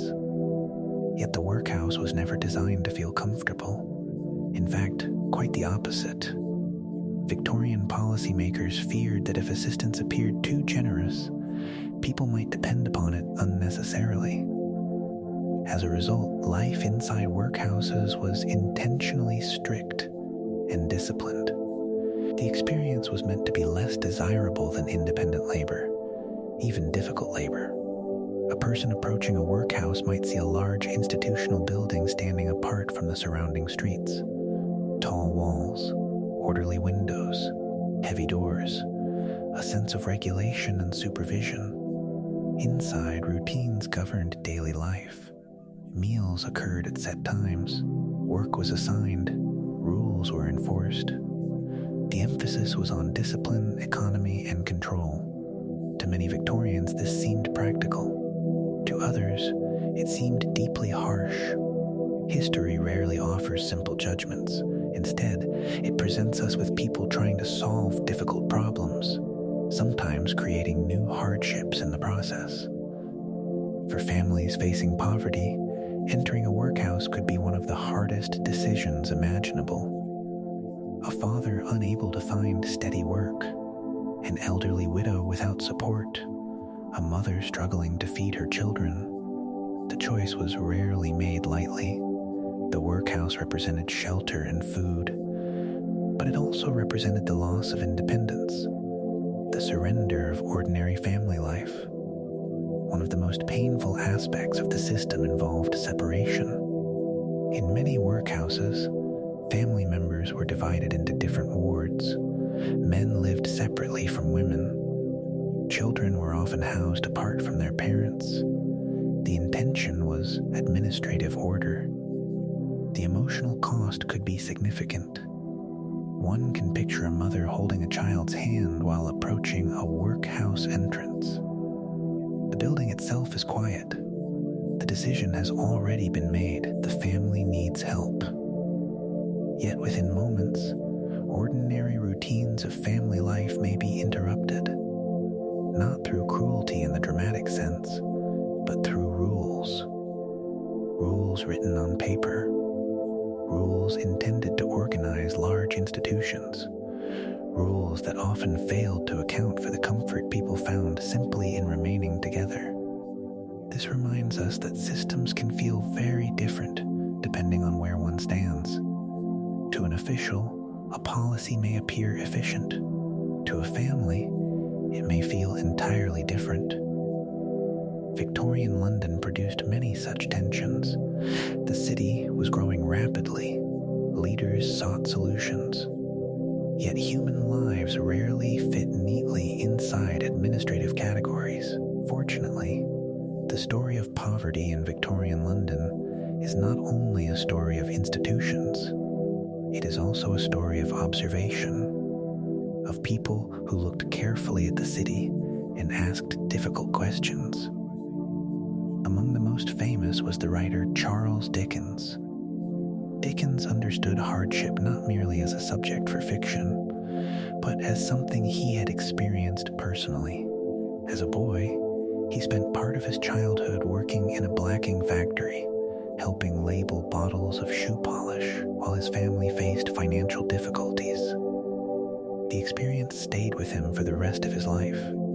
Many years later, his novels would introduce readers to children, workers, clerks, debtors, and struggling families whose lives reflected realities that many comfortable readers preferred not to think about. What makes Dickens remarkable is not simply that he described poverty. Many people had done that. What makes him remarkable is that he helped millions of readers care about it. Through stories, characters, and memorable scenes, he transformed hidden hardship into something visible. A reader sitting beside a fire in a comfortable parlor could suddenly find themselves thinking about a child in a workshop, a family in a crowded room, or a person navigating the vast machinery of the city. Literature became a bridge between worlds. And in that sense, Dickens helped Victorian London see itself. While writers shaped public imagination, other observers turned to research. Late in the Victorian era, a businessman and social investigator named Charles Booth undertook one of the most ambitious studies of urban poverty ever attempted. Booth and his team walked through neighborhood after neighborhood. They spoke with residents. They gathered information. They observed streets carefully. Then they created detailed maps showing levels of wealth and poverty across London. The result was extraordinary. Entire districts appeared in different colors. Some streets showed relative comfort, others revealed severe hardship. What is fascinating is how precise the work became. A single road might differ dramatically from the next. One block could contain stability. The next could contain struggle. The maps transformed thousands of individual lives into a visual portrait of the city. Yet behind every color stood real people. Families preparing meals, children going to school, workers leaving before dawn, elderly residents sitting beside small fires. The maps were never merely statistics. They were human geography, a record of daily life, and they revealed something many reformers already suspected. Poverty was not a distant problem. It was woven directly into the structure of Victorian London. Yet alongside these investigations came efforts to improve conditions. Not everyone agreed on the best solutions. Victorians debated charity, responsibility, government intervention, education, housing, and employment. But many people recognized that overcrowded and unhealthy housing created difficulties that extended far beyond individual households. Gradually, new housing projects emerged. These were often known as model dwellings. The name itself sounds hopeful. Not perfect housing, not luxurious housing, simply housing intended to serve as a better model. A family moving into one of these buildings might notice several improvements immediately. More light, better ventilation, cleaner stairways, more orderly courtyards, rooms designed with health and practicality in mind. To modern eyes, such changes may seem modest, but for families coming from cramped and unhealthy conditions, they could feel significant. The result was not the disappearance of poverty. Victorian London remained a city of enormous inequalities. Yet the idea that housing itself mattered became increasingly influential. Clean streets mattered, education mattered, public health mattered, homes mattered, and so reform slowly became part of the city's story. Not a sudden transformation, not a perfect solution, just a gradual process of observation, debate, construction, and improvement. As night settles across Victorian London once again, one can picture many different households preparing for sleep. A family in a respectable terrace house draws the curtains and tends the fire. A clerk reviews accounts beneath a lamp. A child curls beneath a blanket in a charity school dormitory. A mother settles her family inside a small rented room. Elsewhere, workers return to model dwellings built with cautious hopes for a better future. Across the city, lives unfold differently, yet all belong to the same London, the same vast city of smoke, brick, river mist, and human effort. And perhaps that is one of the most enduring lessons of Victorian London. Its greatness did not lie only in railways, bridges, industry, or empire. It also lay in the growing recognition that a city must eventually learn to see those it once overlooked. The evidence survives not only in old buildings, faded maps, and famous novels, but in a simple idea that remains familiar today. That progress begins when people choose to notice one another, and in the crowded streets of Victorian London, that quiet act of noticing became a force that helped shape the city's future. If someone had opened a Victorian magazine, glanced through a popular novel, or listened to certain speeches about family life, they might have encountered a familiar image. The ideal Victorian woman was often described as the guardian of the home. She was imagined beside the hearth.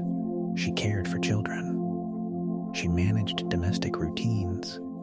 She created comfort, order, and morality within the household. It was a powerful image, and for some women, it reflected part of everyday life. Yet Victorian London was far too large, complicated, and busy to fit comfortably inside a single ideal. Beyond the parlors and drawing rooms, another reality unfolded each day. Long before sunrise, women were already at work. Some lit kitchen fires before the rest of the household stirred. Others crossed streets still wet from overnight rain. Some carried baskets. Some carried books. Some carried sewing. Others carried responsibilities that could not be delayed simply because the city was still asleep. Victorian London depended upon women's labor in ways that were often visible and invisible at the same time. This matters because the famous image of the Victorian home was supported by countless women who spent much of their lives working beyond that ideal. Some worked in factories, some worked in shops, some worked in schools, some worked in hospitals. Many worked inside other people's homes, and many returned from those jobs, only to begin another round of labor in their own households. The city rested upon their efforts more than many contemporary observers acknowledged. A maid might wake before dawn in a townhouse, somewhere in Kensington, Chelsea, or Bloomsbury. The household around her remained silent. Curtains were still drawn. The dining room stood empty. The silver waited on sideboards. Yet downstairs, the day had already begun.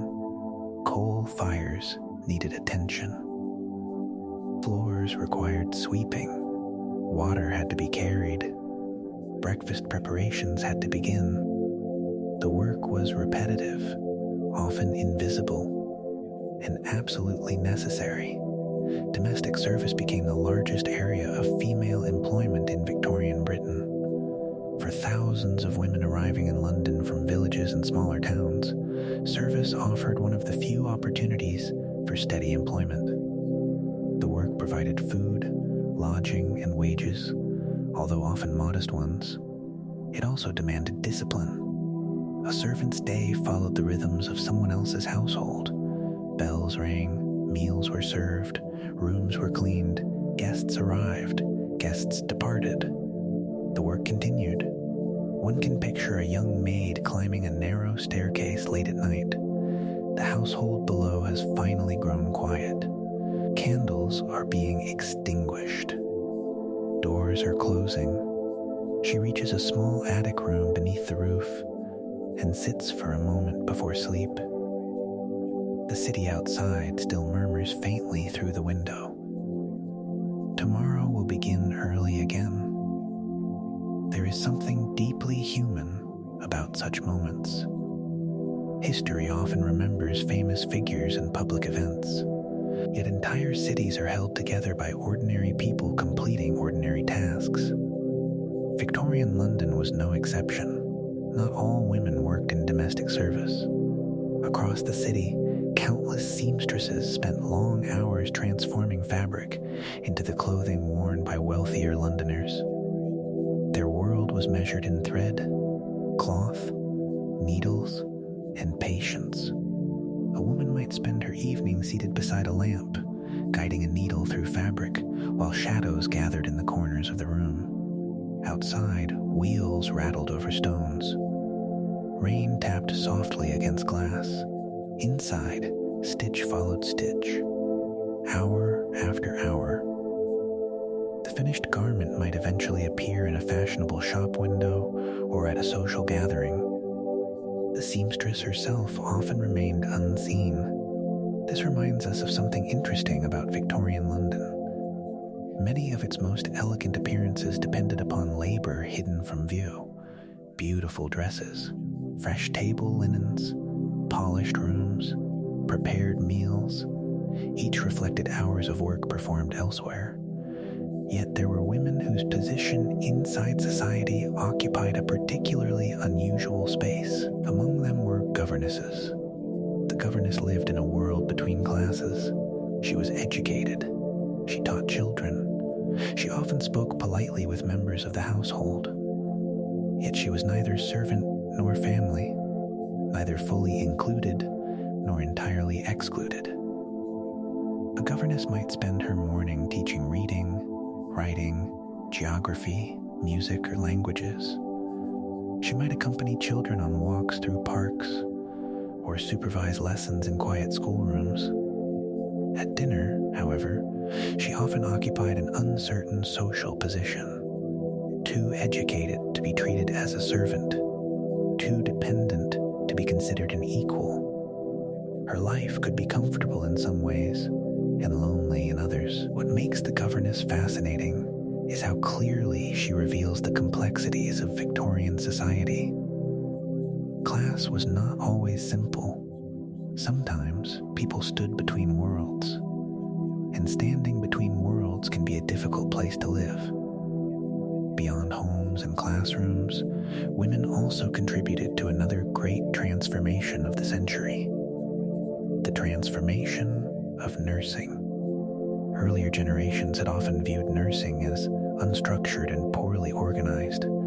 Yet during the Victorian era, new standards of training, discipline, and professional care emerged. At the center of this change stood Florence Nightingale. Nightingale's influence extended far beyond her own lifetime. She emphasized observation, cleanliness, record-keeping, careful attention to patients, order, ventilation, practical improvements that helped hospitals become safer and more effective places of treatment. A trainee nurse walking through a ward influenced by these reforms would notice neat rows of beds, clean sheets, orderly routines, and supervisors expecting high standards.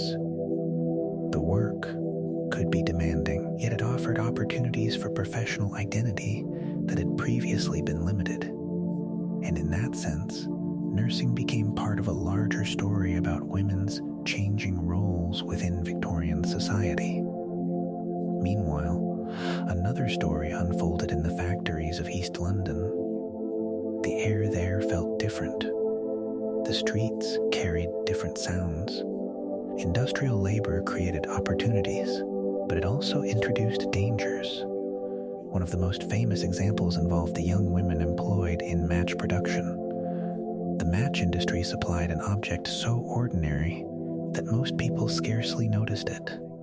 A tiny flame, a small convenience, a simple tool for lighting candles, lamps, and fires. Yet behind that ordinary object stood thousands of workers. Many were young women. Their labor helped power daily life throughout the city. By the late 19th century, growing concerns about working conditions encouraged workers to speak collectively about their experiences. In 1888, the Match Girls' strike brought national attention to these concerns. What makes this story remarkable is not confrontation. It is courage. Young women who possessed little wealth and little political influence, nevertheless, found ways to make their voices heard. They walked together through London streets. They spoke about their conditions. They demonstrated that ordinary workers could influence public discussion. The result was not an instant transformation. History rarely works that way. But the strike became an important symbol of labor reform and collective action, and it showed that people often underestimated the determination of those whose work was usually overlooked. As the century continued, women could be found in schools, shops, offices, hospitals, workshops, homes, factories, and charitable organizations. Some taught, some stitched, some cleaned, some cared for the sick, some sold goods across shop counters, some managed households, some organized reform efforts, some balanced several responsibilities at once. The idealized image of Victorian womanhood never completely disappeared, yet daily life remained more varied than the ideal suggested. The city itself provided the evidence. A traveler walking through London on any ordinary day would encounter women everywhere, crossing bridges, entering schools, carrying parcels, tending fires, serving customers, teaching lessons, delivering care, moving through streets softened by fog and rain. The reality of Victorian London was not one story. It was many stories unfolding at the same time. And perhaps that is why the lives of Victorian women remain so fascinating.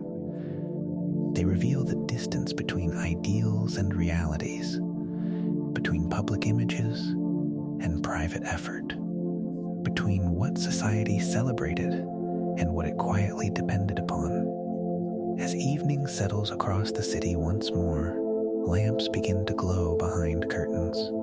In a hospital ward, a nurse finishes her rounds. In a small room, a seamstress sets aside her work. A governess closes a book after the day's lessons. A maid extinguishes a candle before climbing toward her attic room. Across London, thousands of women complete the final tasks of the day. Their names rarely appear in monuments. Many left behind little written record, yet their labor shaped the city at every level, behind curtains and counters, within classrooms and kitchens, along factory floors and hospital corridors. Their work helped feed, clean, teach, heal, organize, and sustain Victorian London. And long after the smoke drifted away and the horse-drawn traffic disappeared, their influence remained woven quietly into the history of the city itself. On a busy street in Victorian London, a person could learn a surprising amount simply by watching people pass. No introductions were necessary. No conversations were required. The city itself seemed to speak through clothing: a hat, a coat, a dress, a pair of gloves, the condition of a collar, the quality of a fabric. Small details revealed occupations, aspirations, circumstances, and sometimes even sorrows. The streets of Victorian London were crowded with people, yet clothing helped create a kind of visual language that many residents understood instinctively. A traveler arriving from another place might see only a flow of strangers. A Londoner often saw something more. They noticed class, respectability, occupation, success, mourning, ambition. The city could be read almost as carefully as a book. This matters because Victorian London was not only a place of buildings and streets, it was also a place of appearances. People moved through public spaces carrying visible signs of who they were, or at least who they hoped to be. And nowhere was this more evident than in fashion.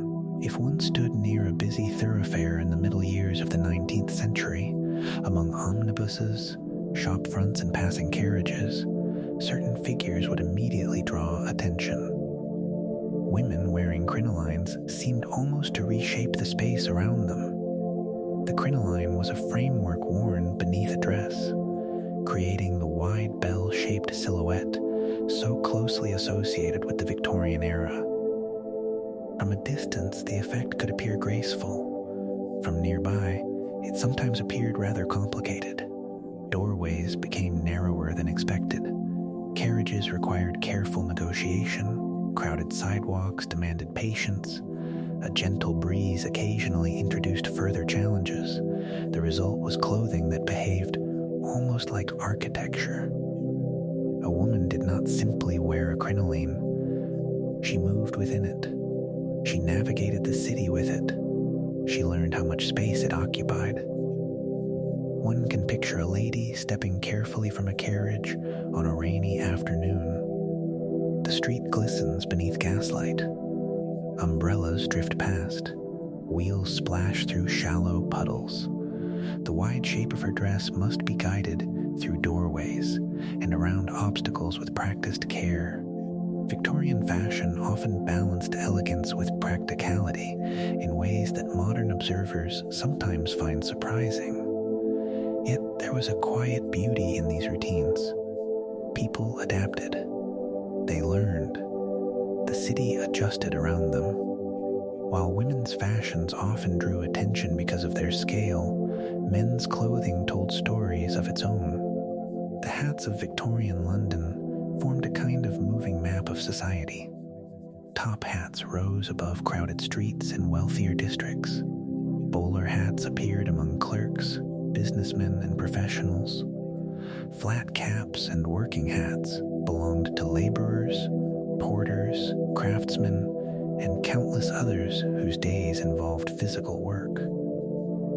Someone standing near a railway station might notice an entire spectrum of London passing before them.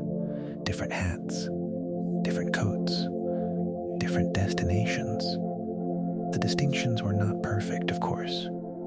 Human beings rarely fit neatly into categories, yet clothing often served as an introduction before a single word was spoken.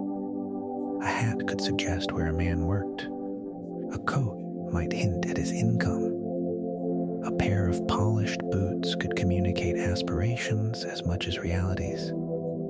Victorian London paid close attention to such details.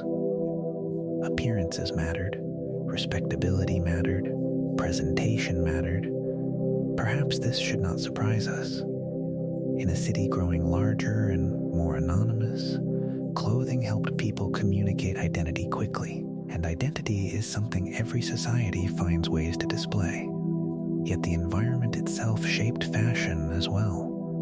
Victorian London was famous for smoke. Coal fires warmed homes, powered industries, and filled the air with soot. Rain mixed with dirt. Horses crowded the streets. Dust and grime settled almost everywhere. In such conditions, black clothing became remarkably practical. A dark coat concealed marks that lighter fabrics would reveal immediately.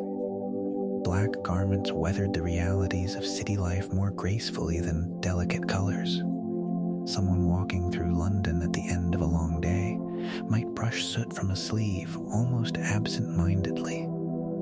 The gesture was ordinary. The environment made it necessary. This reminds us that fashion is never entirely separate from daily life. People dress not only according to taste, but according to climate, work, geography, and circumstance. Victorian London left its mark not only on buildings and streets, but on wardrobes as well. Yet clothing carried meanings beyond practicality. It also expressed emotion, particularly grief. The Victorians are often remembered for their elaborate mourning customs, and with good reason. Death occupied a more visible place in everyday life than it does for many people today. Illnesses remained common. Medical treatments were limited. Families often experienced losses that modern generations are fortunate to encounter less frequently. As a result, mourning became an important social ritual. A widow walking through London in mourning clothing presented a sight immediately understood by others.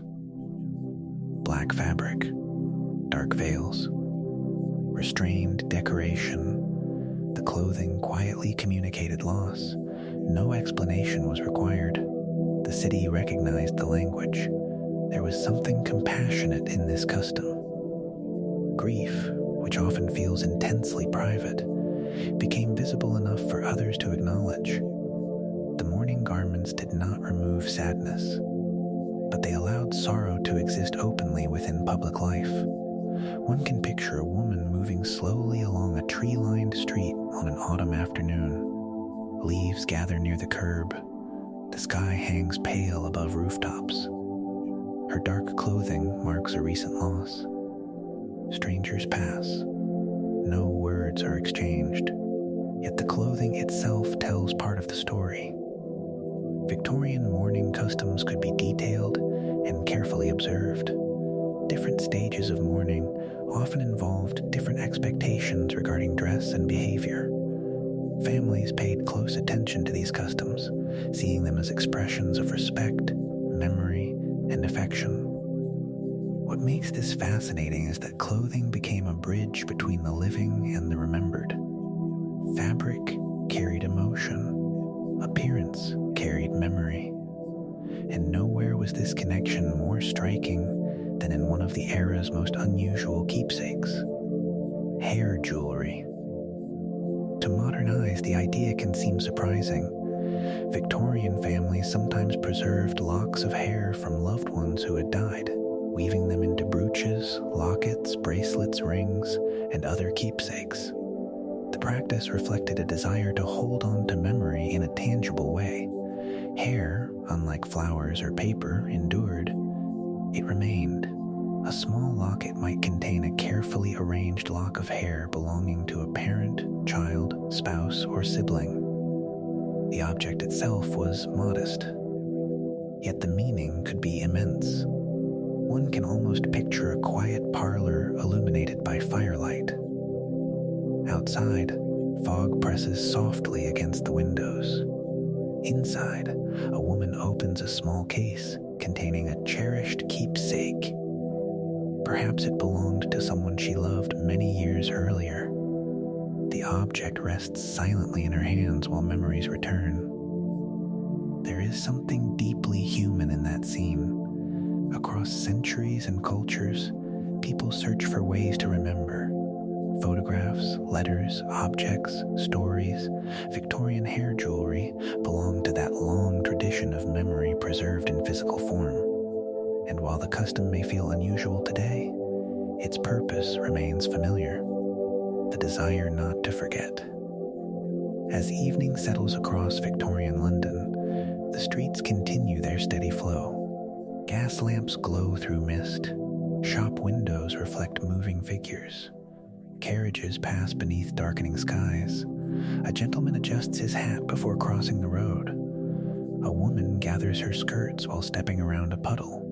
Another carries visible signs of mourning. Each person moves through the city carrying messages that others can read. Some messages speak of class, some of occupation, some of ambition, some of grief, some of practical adaptation to smoke, rain, and crowded streets. Together they form a silent conversation unfolding across Victorian London every day. The city itself becomes a kind of stage. Not a stage of performance alone, but of identity. A place where clothing helped people express who they were, where they belonged, what they valued, and whom they remembered. And in that sense, the garments of Victorian London were never merely fabric. They were stories worn in public, stories stitched into coats and dresses, stories carried through fog and lamplight, stories that linger, even now, long after the footsteps that wore them have faded into history. For much of our journey through Victorian London, we have followed the rhythms of work. We have walked beside market carts before dawn. We have climbed servant staircases. We have crossed muddy streets behind horses and omnibuses. We have visited crowded homes, workshops, washhouses, offices, and hospitals. Yet no city can live by work alone. Even Victorian London, with all its industry and ambition, required moments of rest. People needed places where the pace slowed, places where families could walk together, places where workers could forget their duties for an afternoon, places where curiosity, amusement, and simple pleasure could find room to breathe. And so, beyond the smoke and brick, another London existed. A greener London, a quieter London, a London of parks, theaters, music halls, exhibitions, and leisurely walks beneath trees. One of the great gifts of the Victorian era was the growing belief that cities should contain spaces devoted not to production, but to enjoyment. This may seem obvious today, yet in a rapidly expanding industrial city, open space was precious. Land was valuable, crowds were constant, the pressure of daily life could feel relentless. Public parks offered a different experience. Someone entering Hyde Park, Regent's Park, or Victoria Park on a Sunday afternoon might feel the city loosen its grip. The air seemed lighter, trees softened the horizon, the sound of wheels and hooves became more distant, grass replaced stone, birdsong occasionally replaced street cries. Families wandered along broad paths. Children ran ahead. Couples strolled beneath rows of trees. Elderly visitors rested on benches while watching the world pass slowly by. These parks became breathing spaces within the metropolis, places where Londoners could experience something increasingly rare: room. The scale of Victorian London could sometimes feel overwhelming. The parks provided balance. They reminded people that even within a vast city, nature still had a place. A family living among crowded streets and smoky chimneys might save their finest clothes for a Sunday outing. The walk itself became part of the ritual. Parents, children, grandparents, and friends moved through the park together, greeting acquaintances and observing fellow walkers. The journey was not hurried. In many ways, that was the point. Victorian Sundays often encouraged a slower rhythm. Work paused, shops closed, the city exhaled. One can picture a family making their way along a tree-lined path during a mild spring afternoon. The father carries his hat in one hand. The mother adjusts a child's coat. Sunlight filters through leaves overhead. Nearby, another family enjoys precisely the same ritual. No great event is taking place, yet such scenes formed part of the city's emotional life. The result was a weekly tradition of movement, observation, and companionship. What makes these walks fascinating is how much they reveal about Victorian values. Rest itself became meaningful. Respectability could be displayed through appearance and behavior. At the same time, people simply enjoyed being outdoors. The pleasures were uncomplicated. Fresh air, conversation, a little sunlight, the company of family, and perhaps after 6 demanding days, that was more than enough. Yet the parks offered something else as well. They became windows onto a larger world. Victorian Britain was deeply connected to distant places through trade, exploration, and empire. Many Londoners would never travel beyond their own region, yet the wider world increasingly arrived in the city. Few places illustrated this better than the London Zoo. A child visiting Regent's Park might suddenly encounter animals previously known only through books, stories, or imagination. An elephant, a giraffe, perhaps a lion pacing quietly behind its enclosure. The experience could feel extraordinary. One moment, the visitors stood in London. The next, they were face to face with creatures from lands they would likely never see themselves. For Victorian children especially, the zoo combined education with wonder. A young visitor might stare silently at a towering giraffe, trying to understand how such an animal could even exist. Adults were not entirely immune to this reaction. Some creatures seem designed to remind us that the world is larger than our expectations, and the Victorian age was particularly fond of discovering just how large that world could be. As afternoon faded toward evening, many Londoners sought entertainment indoors. Theaters drew audiences from across the city. Their brightly lit entrances offered an escape from fog, rain, and routine. Inside, chandeliers illuminated crowded auditoriums. Curtains concealed painted scenery. Actors prepared backstage. Musicians tuned instruments. The atmosphere carried a sense of anticipation, though rarely the frantic sort familiar to modern entertainment. Attending the theater was often as much a social occasion as an artistic one. People arrived dressed carefully. Friends met one another in lobbies and aisles. Entire evenings unfolded within these spaces. A worker who spent the week surrounded by ledgers, tools, or factory machinery could suddenly find themselves transported into another world entirely. Historical dramas, comedies, musical performances, romantic stories.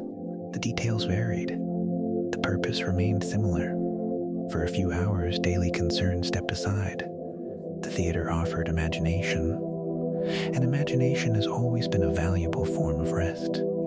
Nearby, another form of entertainment flourished: music halls. These venues became some of the most beloved gathering places in Victorian London. Unlike the more formal atmosphere of many theaters, music halls often felt warmer, noisier, and more relaxed. Workers, clerks, shop assistants, and families gathered around tables while performers sang songs, told stories, and entertained audiences. Gas lamps cast a golden glow across crowded rooms. Conversation mixed with music. Food and drink circulated through the hall. The mood was lively without necessarily being grand. One can picture a laborer finishing a long week's work and joining friends at a music hall on a Saturday evening. The city's demands recede for a while. Songs fill the room. People laugh softly. The air carries warmth and companionship. These moments mattered, not because they changed history dramatically, but because they made ordinary life more bearable. The history of leisure is often overlooked, yet rest, amusement, and community help sustain societies just as surely as labor. People need reasons to smile. They need stories. They need places to gather. Victorian London understood this well. Still, among all the wonders available to Victorian visitors, one place stood above almost everything else. A place so extraordinary that even today it feels almost dreamlike. The Crystal Palace. To understand its impact, it helps to approach it slowly. Imagine first the expectations of an ordinary visitor. Perhaps they arrive by train. Perhaps they have heard stories from friends. Perhaps newspaper reports have described the building, yet words alone seem insufficient. Then, suddenly the structure appears. Glass, iron, light, space, the building seems less like architecture and more like a giant greenhouse created for an entire civilization. The Crystal Palace first emerged from the Great Exhibition of 1851, an event designed to showcase industry, technology, art, and achievement from around the world. Its enormous glass structure astonished visitors. The scale alone felt difficult to comprehend. People walked beneath transparent roofs stretching high overhead. Sunlight poured through vast walls of glass. Trees stood inside the building itself. Machines, artworks, inventions, and objects from distant lands filled the exhibition spaces. A visitor might spend an entire day wandering through its galleries and still leave feeling they had seen only a fraction of what was there. What makes the Crystal Palace remarkable is not merely its size. It represented a particular Victorian confidence, a belief that knowledge could grow, that invention could improve life, that distant places could be connected, that the world itself could be gathered, studied, displayed, and shared. Of course, modern historians view such ideas with greater complexity. Yet standing beneath that immense glass roof, many Victorians experienced genuine wonder. And wonder is a powerful thing, not excitement, not spectacle for its own sake. Wonder, the quiet recognition that human beings are capable of creating things larger than themselves. The Crystal Palace eventually moved to Sydenham, where it continued attracting visitors for decades. Families arrived by train, children explored exhibitions, couples wandered through galleries and gardens. The building became part museum, part park, part educational experience, and part dream. A place where ordinary people could encounter extraordinary things. As evening approaches once more, Victorian London begins to soften. The parks grow quieter. The last visitors leave the zoo. Theater audiences gather beneath glowing entrances. Music hall songs drift into the night. Far away, the Crystal Palace catches the fading light on its vast surfaces of glass. Across the city, workers, families, children, and visitors enjoy moments of leisure earned through long days of labor. The smoke remains, the fog remains, the endless movement of London continues. Yet alongside work exists rest. Alongside duty exists curiosity. Alongside industry exists wonder.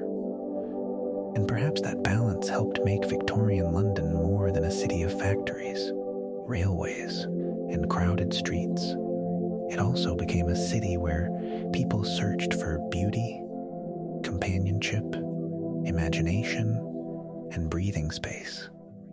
A city that understood, in its own imperfect way, that life requires not only work to sustain the body, but moments of wonder to sustain the spirit. As evening settled over Victorian London, the city took on a different character. The crowds thinned, shop shutters closed, the last market carts rattled away into the darkness, gas lamps flickered to life one by one, casting pools of warm light onto wet pavements and cobbled streets. Rain sometimes lingered in the air. Fog drifted slowly through alleyways. The outlines of buildings softened. Footsteps echoed differently after dark. And yet, despite the changing atmosphere, London did not become silent. It simply changed its voice. Somewhere in the distance, a train rolled through the night. A cab crossed a bridge. A bell marked the hour. A late traveler hurried home. And along countless streets, another figure made his steady journey through the darkness. The policeman. Today it is easy to take the presence of police officers for granted. Yet during the 19th century, the idea of a professional police force was still relatively new. In 1829, the Metropolitan Police was established to help maintain order across London. The officers soon became familiar figures throughout the city. Many Londoners referred to them simply as bobbies, a nickname derived from the name of Robert Peel, who helped create the force. The sight became a familiar one. A policeman walking his beat beneath gas lamps, his footsteps steady, his route predictable, his presence reassuring to some and viewed with suspicion by others. Change often takes time to become familiar. Yet, over the years, the uniformed constable became part of the visual identity of Victorian London itself. One can picture a quiet residential street shortly before midnight. Fog hangs low. Curtains are drawn behind darkened windows. The city feels vast and strangely intimate at the same time. A constable passes beneath a lamp, his figure briefly illuminated before disappearing once more into shadow. He continues his route. The streets continue their slow nighttime rhythm, and somewhere nearby, a clock strikes another hour. What makes this fascinating is that Victorian London was becoming a modern city in many different ways at once. Railways connected distant places, telegraph wires accelerated communication, sewer systems reshaped public health, and policing introduced new ideas about urban order. As London grew larger, the challenge of keeping track of millions of people became increasingly complex. The result was a city that developed new systems for understanding itself. Yet while policemen patrolled the streets, newspapers carried the city's stories into homes, offices, coffee rooms, and railway carriages. Victorian London loved newspapers. The appetite seemed almost endless. Each morning, fresh editions appeared carrying reports from across the city and beyond. Politics, business, sport, foreign affairs, society news, and, of course, crime. Human beings have always been curious about unusual events. Victorian readers were no exception. Newspapers discovered that stories involving mysteries, investigations, and criminal cases attracted attention. Crowds gathered around newsstands. Readers discussed stories over breakfast tables. Clerks exchanged opinions during breaks. Passengers unfolded newspapers on trains. The city talked to itself through print. One can picture a newsboy standing beside a busy street corner, calling out the latest headlines while pedestrians hurry past beneath umbrellas. Sheets of fresh newsprint rustle in the damp air. People pause. Coins change hands. Stories begin their journey across London. This was not merely entertainment. It was part of how a growing city understood itself. Information traveled faster than ever before. A crime committed in one district could become a topic of conversation across the metropolis within a remarkably short time. The result was a new relationship between citizens and information. Victorian London increasingly experienced itself as a connected whole, yet newspapers were only one source of fascination. For readers seeking something more dramatic than ordinary reporting, another form of literature waited on bookstalls and shop counters. Penny Dreadfuls. The name itself remains memorable. These inexpensive publications offered stories filled with mystery, adventure, suspense, and intrigue. They were affordable enough for many working-class readers and popular enough to become a major cultural phenomenon. A young reader might purchase one for a single penny and carry it home tucked inside a coat pocket. Later, beneath the glow of a lamp or candle, the booklet would be opened. Outside, rain taps gently against the window. Inside, the city falls away as imagination takes over. The details varied from story to story. Some tales featured criminals. Others focused on detectives, villains, heroes, or strange mysteries. What mattered most was the experience of entering another world. The Victorian era was an age of expanding literacy. More people could read than ever before, and once people discover stories, they rarely stop wanting more. There is something comforting about this continuity across generations. The formats change, the technologies change, yet people continue seeking the same things. Curiosity, mystery, adventure, a brief escape from ordinary life. Victorian London provided all of these in abundance. Over time, public fascination with mysteries helped encourage a broader interest in investigation itself. Detective work gradually became part of popular culture. The detective represented a different kind of hero. Not the strongest person, not the wealthiest, not the most powerful. Instead, the detective succeeded through observation, patience, reasoning, attention to detail. These qualities fit Victorian London remarkably well. After all, the city itself often seemed like a puzzle. Millions of people moved through its streets. Thousands of stories unfolded simultaneously. A careful observer could notice patterns hidden within apparent confusion. A footprint in mud, a letter, a train ticket, a conversation overheard, a forgotten object. The detective transformed ordinary details into clues, and Victorian readers found this deeply appealing. This matters because the century increasingly valued observation in many fields. Doctors mapped disease. Social reformers studied poverty. Engineers measured rivers and tunnels. Scientists collected evidence. Detectives, both real and fictional, reflected the same broader confidence that careful attention could reveal hidden truths. No fictional detective embodied this idea more completely than Sherlock Holmes. By the late Victorian period, Holmes had become inseparable from popular images of London. The city provided the perfect setting. Fog drifting through streets, newspapers arriving each morning, railway stations connecting distant neighborhoods, crowded crowds where anyone might disappear, quiet lanes where clues might be hidden. The London of Sherlock Holmes feels almost mythical today, yet it emerged from a real city. A city filled with telegraph offices, cab drivers, policemen, shopkeepers, clerks, and countless ordinary residents.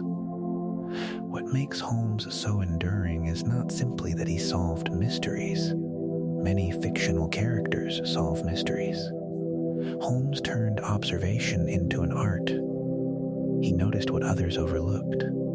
He paid attention, and in doing so, he transformed Victorian London into a landscape of hidden meanings. One can almost picture a room illuminated by lamplight somewhere in Baker Street. Outside, wheels move through wet streets. Fog presses softly against the windows. Newspapers rest on a table. The fire burns low in the grate. A mystery waits to be untangled. Whether real or fictional hardly matters in that moment. The atmosphere itself becomes part of the story. And atmosphere was something Victorian London possessed in abundance. Yet perhaps the most interesting thing about the city's fascination with crime and mystery is that it was often less about violence than about understanding. People wanted explanations. They wanted order restored. They wanted puzzles solved. In a rapidly changing world, the promise that observation and reason could reveal answers held great appeal. The city grew larger, technology advanced, social structures shifted, yet the desire to make sense of things remained constant. And so newspapers continued printing stories, readers continued buying books, policemen continued walking their routes. Detectives continued searching for clues, both in fiction and in life. As midnight approaches, Victorian London grows quieter. The final editions of newspapers are folded away. Booklets rest on bedside tables. Gas lamps glow along damp streets. A constable turns a corner and disappears into the fog. Somewhere, a reader closes the final page of a mystery before extinguishing a lamp. The city settles. The questions can wait until morning, and perhaps that is one of the enduring charms of Victorian London. It transformed curiosity into a form of companionship, a city of fog and gaslight, of newspapers and stories, of policemen and detectives, of countless mysteries both real and imagined. A place where every street seemed capable of holding another story, and where the glow of a single lamp could make even the ordinary feel quietly intriguing. There were few subjects more familiar to Victorian London than memory. The city remembered through its buildings. It remembered through photographs, letters, books, and keepsakes. It remembered through family stories told beside fires on winter evenings. And perhaps most of all, it remembered through the way it lived with death. For modern people, death often feels distant from everyday life. Hospitals, care facilities, and modern systems frequently place it beyond the daily rhythms of the home. Victorian London was different. Death remained closer. Not because Victorians were unusually gloomy, as they are sometimes imagined to be, but because loss formed a more visible part of ordinary experience. Families frequently encountered illnesses that modern medicine now prevents or treats more effectively. Life expectancy was shorter. Epidemics appeared more often. Childhood mortality remained painfully common.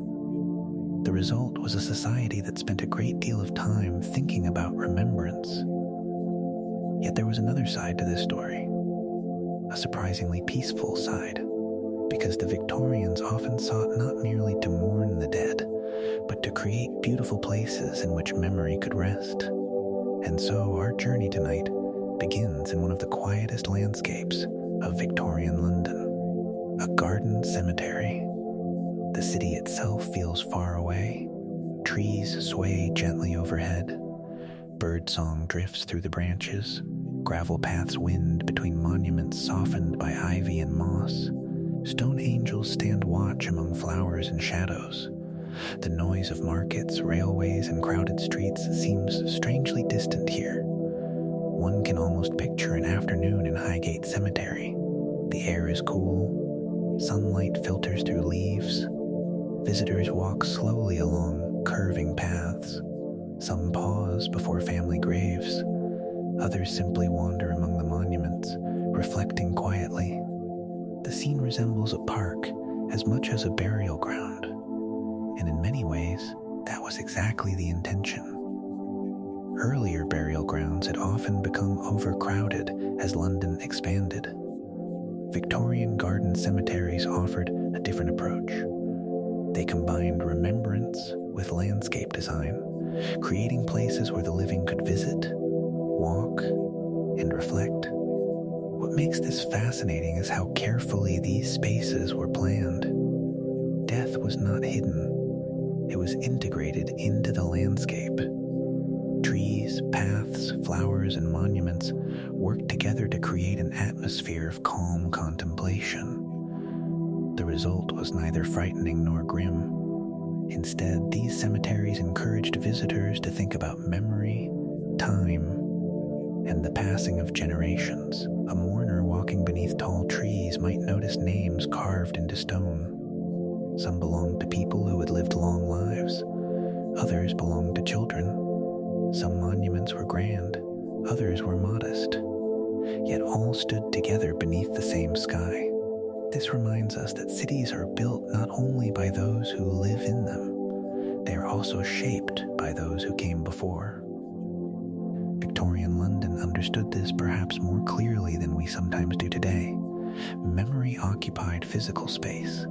It had addresses, paths, monuments, gardens. The city created places where remembrance could become part of daily life. Beyond the cemetery gates, funeral rituals formed another important part of Victorian culture. Victorians often approached funerals with great care and ceremony. The processions themselves could become striking public events. A funeral moving through London streets created a moment of collective recognition. People paused, hats were removed, conversations softened. The city briefly adjusted its pace. One can picture a funeral procession moving slowly through light mist on a winter morning. Black horses step carefully along wet streets. The carriage follows behind. Dark clothing stands out against pale fog. Gas lamps still glow faintly in the distance. The movement is unhurried. Respectful, measured, the procession becomes a visible expression of remembrance. Not merely private grief, but shared acknowledgement. A life has ended. A community notices. What makes these customs interesting is that they gave structure to loss. Grief is often difficult because it feels overwhelming and uncertain. Ritual provides shape. It offers people something to do when words are difficult to find. Victorian funeral customs served this purpose. The details varied between families and social classes, but the underlying intention remained familiar: to remember, to honor, to say goodbye. Yet Victorian interest in memory did not stop there. As the century progressed, another curious movement spread through parlors and drawing rooms across Britain. Spiritualism. The idea itself emerged from a simple and deeply human desire. The wish to know whether communication with loved ones might somehow continue after death. Spiritualism attracted people from many different backgrounds. Some approached it with enthusiasm, others with skepticism. Many simply felt curious. The movement produced seances, mediums, and gatherings where participants hoped to receive messages from beyond the ordinary world. Today, these practices can seem unusual, yet it helps to remember the emotional landscape from which they emerged. Many families had experienced loss. Many people longed for reassurance. Many hoped that death might not represent complete separation. One can picture a Victorian parlor late in the evening. Curtains drawn, candles burning softly. A small group gathered around a table. Hands rest quietly upon the surface. The room is still. Outside, rain taps gently against the window. The participants wait. Perhaps they hope for answers. Perhaps they hope for comfort. Perhaps they simply hope. Whether spiritualist claims proved convincing mattered less than the fact that so many people found meaning in the search itself. In that sense, spiritualism reveals something enduring about human nature. Across centuries, people continue asking the same questions. What happens after death? Can memory survive? Do relationships truly end? History offers many different answers. The questions themselves remain remarkably consistent. Yet for all the seances and spiritual investigations, perhaps the most beloved Victorian encounters with the supernatural occurred in a much simpler setting. The family hearth. Winter evenings possessed a particular magic in Victorian homes. Outside, fog settled over rooftops, rain tapped softly against windows, coal fires glowed within parlors. The day gradually withdrew into darkness, families gathered together, and stories began. Ghost stories became a cherished tradition, especially during the Christmas season. Not terrifying tales, not nightmares, rather atmospheric stories filled with mystery, memory, and the possibility that the world might contain more than appearances suggested. One can almost picture the scene. The fire crackles quietly, teacups rest on nearby tables, a grandfather settles into a chair, children gather closer, adults listen with equal attention, though perhaps they pretend otherwise. Outside, London disappears into fog. Inside, another world opens. A strange visitor, an old house, a mysterious sound, a forgotten letter. The details matter less than the atmosphere. These stories thrived because they connected memory with imagination. They allowed listeners to explore uncertainty from the safety of a warm room. And they reflected a society already accustomed to thinking deeply about remembrance. In some ways, Victorian ghost stories were not really about ghosts at all. They were about people, about unfinished memories, about regrets, about affection, about the ways the past continues to accompany the present. The result was a literary tradition that remains remarkably influential today. Many of the ghost stories we still enjoy during winter evenings trace their roots to Victorian firesides. This matters because memory appears again and again throughout Victorian culture. In mourning clothing, in photographs, in cemeteries, in spiritualism, in keepsakes, in stories. The Victorians developed countless ways to hold on to people they loved. Some preserved locks of hair inside lockets. Others kept photographs carefully stored in albums. Some visited graves regularly. Others passed stories from one generation to the next. The methods varied. The intention remained familiar. To remember. To keep something of the person close. As night deepens across Victorian London, the city itself seems to participate in this act of remembrance. The streets grow quieter. The theaters empty. The markets close. The final cabs pass through damp lamplight.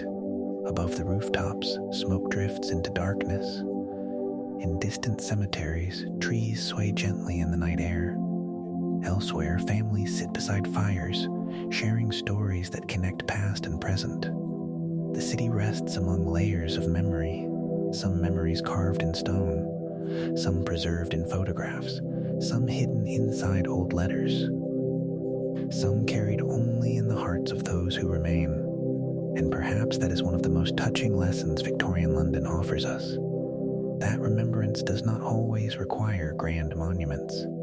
Sometimes it survives in a story told beside a fire, a keepsake resting in a drawer, a photograph tucked into a book, a quiet walk through a garden cemetery, a name spoken aloud after many years.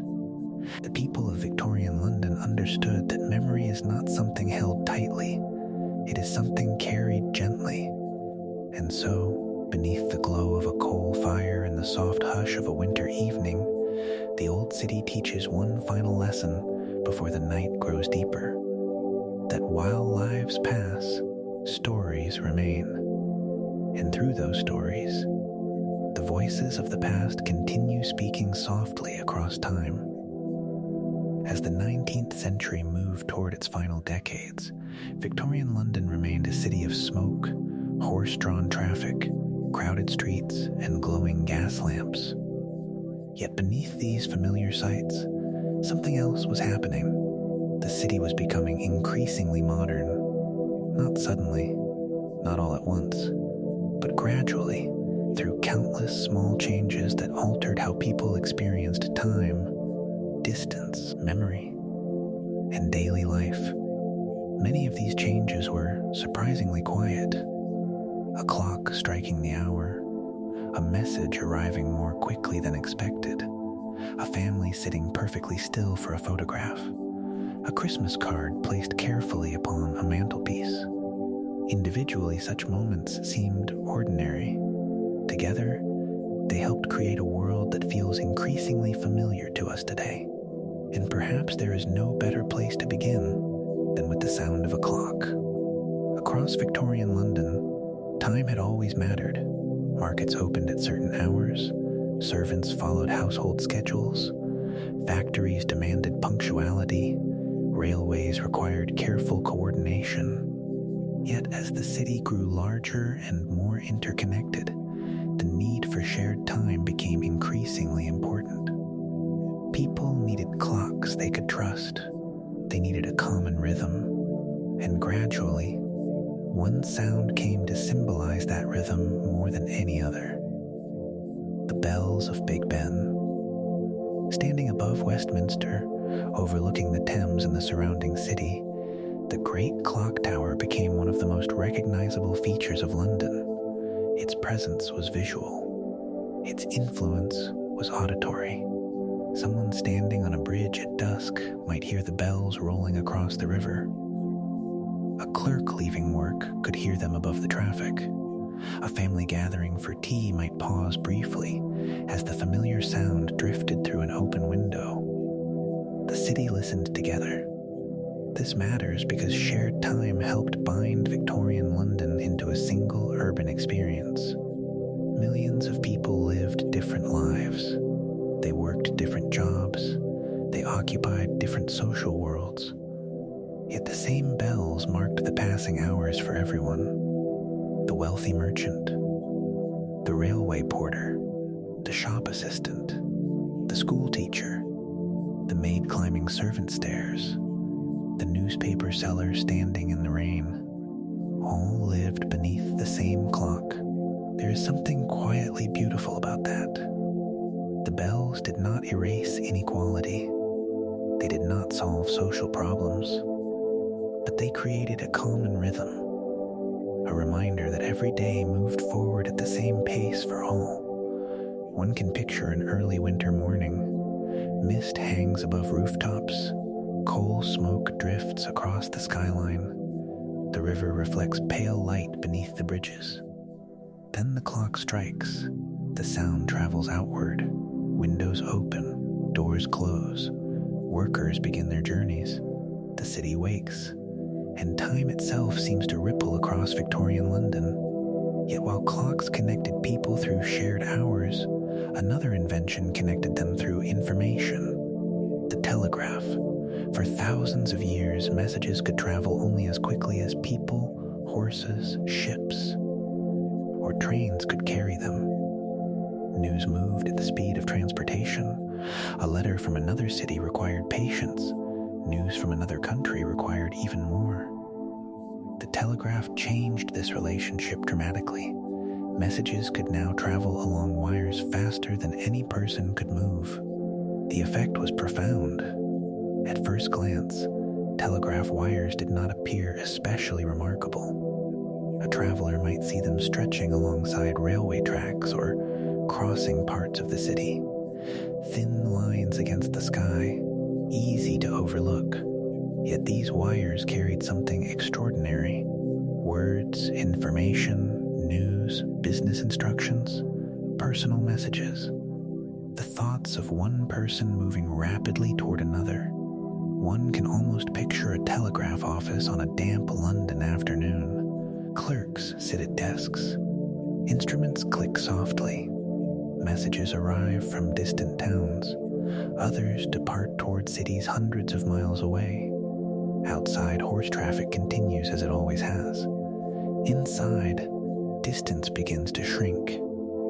What makes this fascinating is how quietly revolutionary it felt. No giant machine towered over the city. No dramatic spectacle unfolded in the streets. Instead, communication simply became faster. And once people experience faster communication, they quickly begin to expect it. Victorian London increasingly became part of a world connected by wires. News from distant places arrived more rapidly. Businesses coordinated more efficiently. Families separated by geography could exchange urgent information in ways earlier generations could scarcely have imagined. The result was a world that seemed to grow smaller, not physically. Emotionally, psychologically, the distance between places no longer felt quite so large. This reminds us that modern life often begins through subtle changes. The world becomes familiar long before anyone realizes how much it has changed. Yet perhaps no Victorian invention shaped memory more intimately than photography.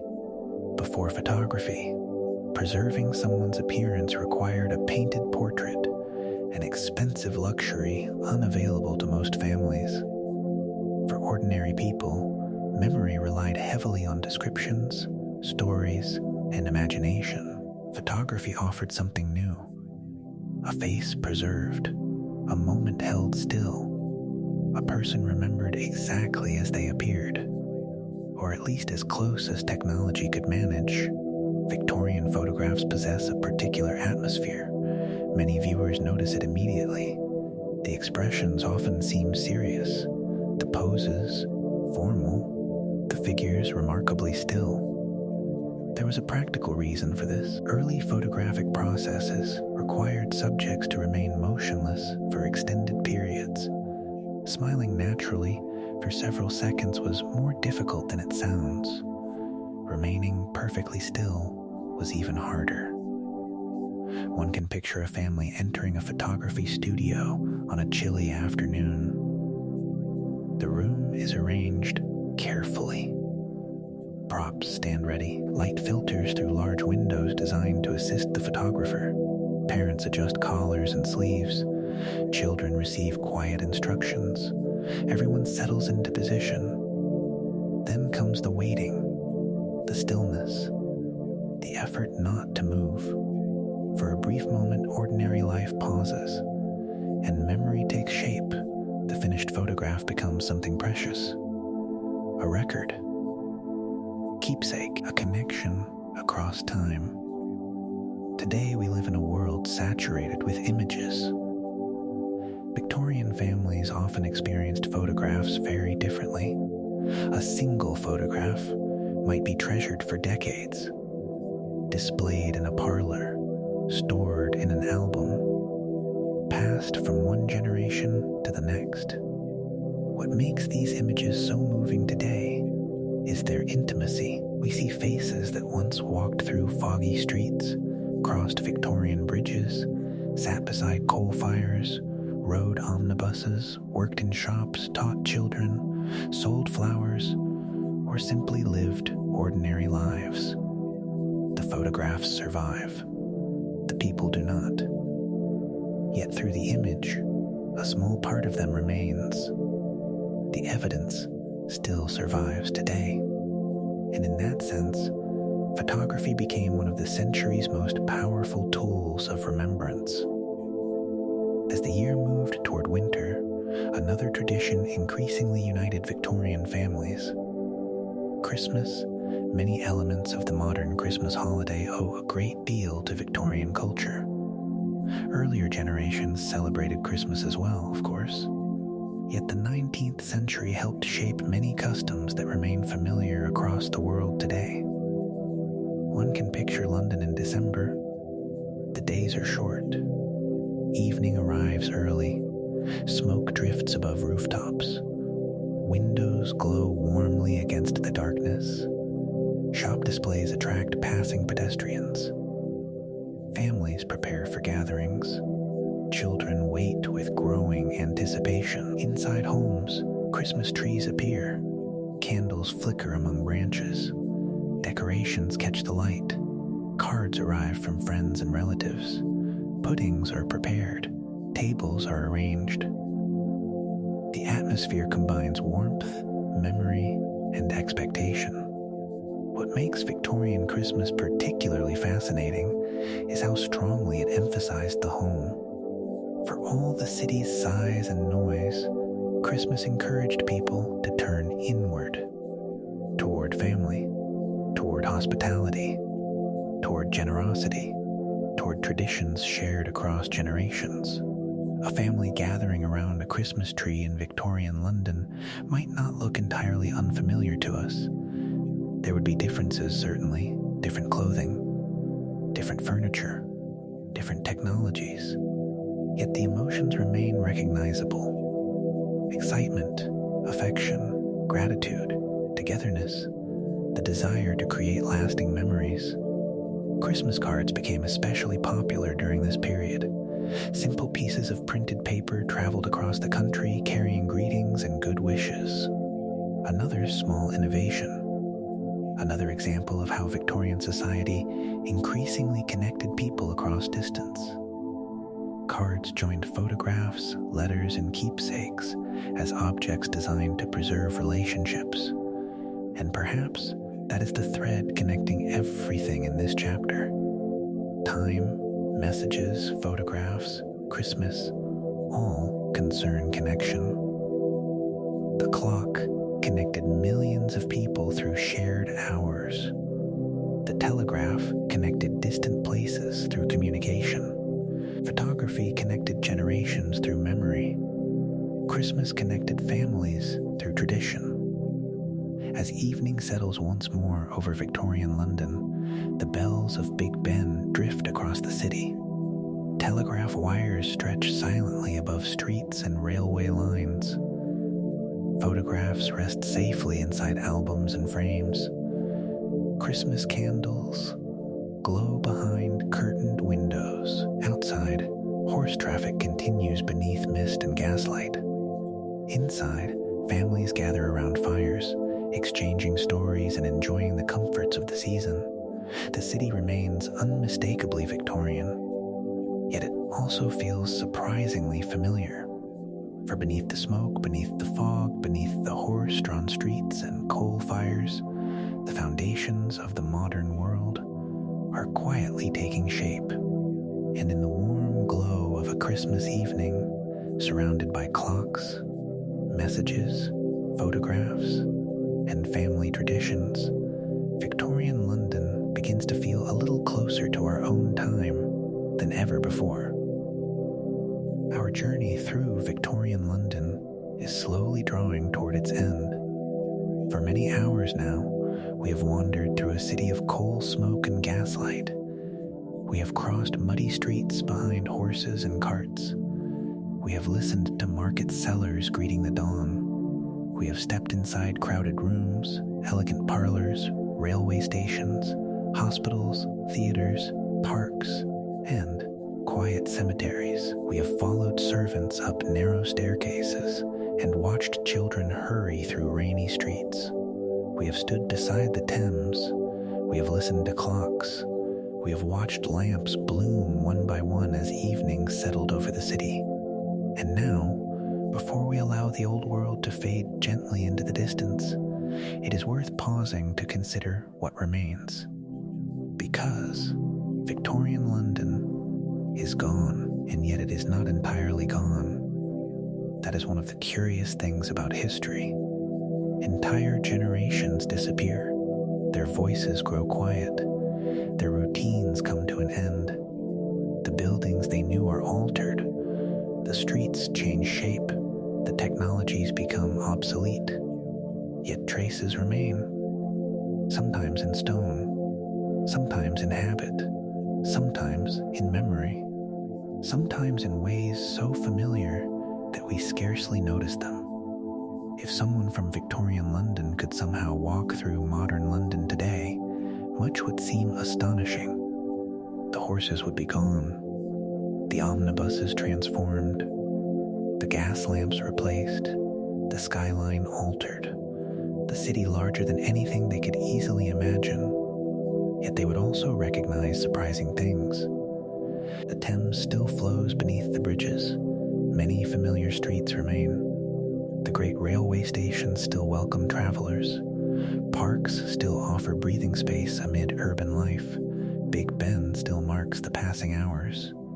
The city continues, changed, certainly, but connected. This matters because cities are not entirely rebuilt with each generation. They accumulate layers. Victorian London itself stood upon Roman roads, medieval foundations, Tudor streets, Georgian terraces, and centuries of memory. The London we know today stands upon Victorian foundations in much the same way. The past rarely disappears completely. It settles beneath the present, like older stones beneath a newer road. One of the clearest examples lies beneath the city itself. For most people walking through modern London, the sewers are invisible. That is precisely the point. Yet beneath the streets, parts of the great system created during the Victorian era continue to serve the city. The tunnels built under the guidance of Joseph Bazalgette helped transform public health and urban life. Generations have lived healthier lives because of infrastructure few ever see. There is something rather wonderful about that. History often celebrates kings, generals, and famous speeches. Yet sometimes one of the greatest legacies is a brick tunnel quietly doing its job for more than a century.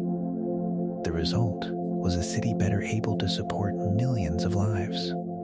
And those hidden systems remain part of London's story today. The railways tell a similar tale. Victorian London became one of the great railway capitals of the world. Stations such as King's Cross, Paddington, Victoria, and others transformed how people moved through Britain. They welcomed newcomers. They connected communities. They altered patterns of work and travel. Today, those stations still stand at the heart of London's transport network. The steam has largely disappeared. The locomotives have changed. The passengers carry phones rather than carpet bags. Yet the purpose remains remarkably familiar. People still arrive. People still depart.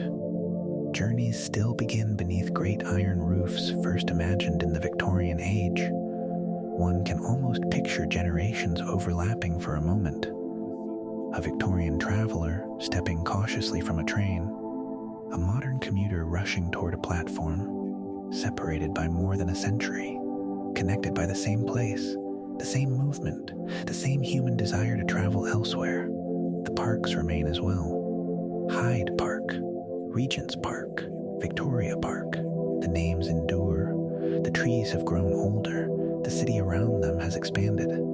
Yet families still walk beneath the same broad skies.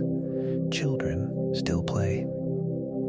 People still seek moments of quiet away from traffic and responsibility.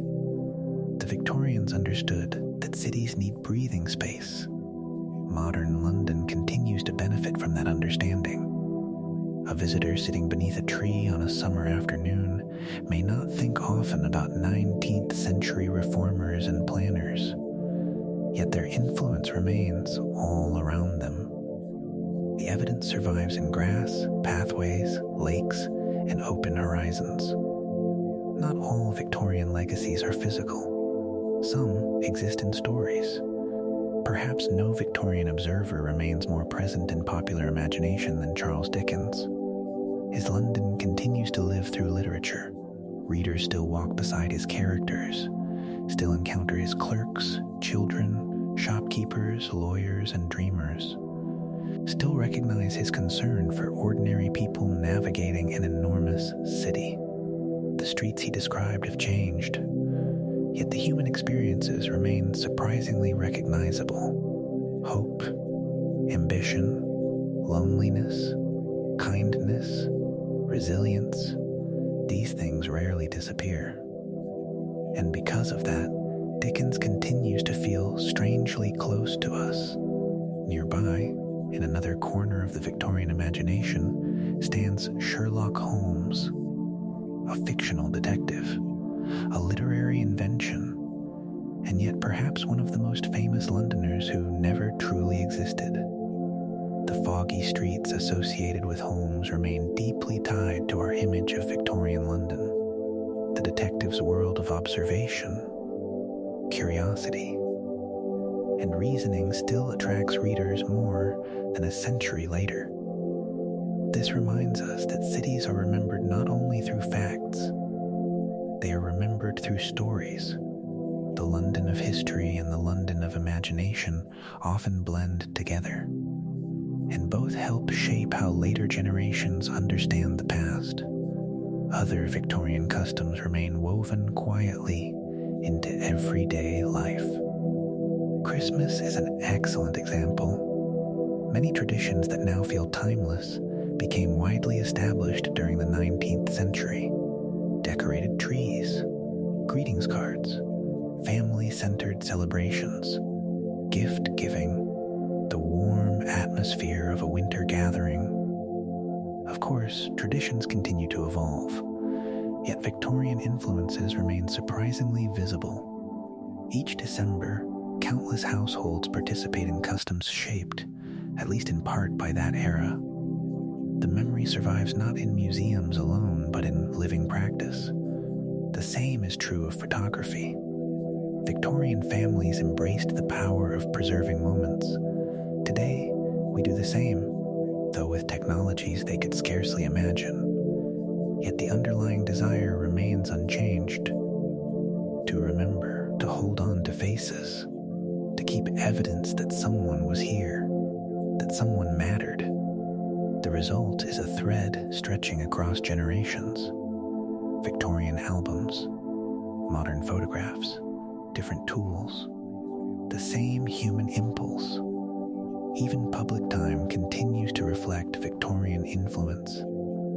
The sound of Big Ben remains one of the most recognizable sounds in the world.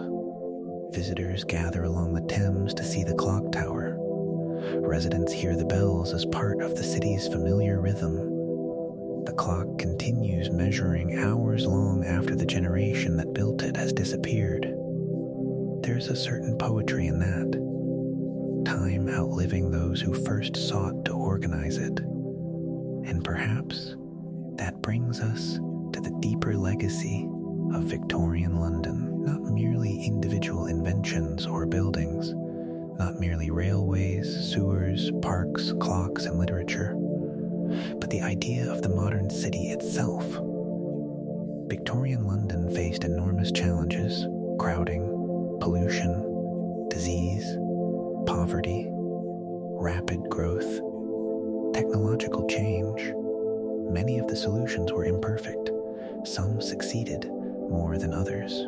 Yet the city became a vast experiment in how millions of people might live together. The lessons shaped cities far beyond Britain. Urban planning, public health, transportation, communication, housing reform, parks, infrastructure. These ideas traveled outward, influencing countless communities across the world.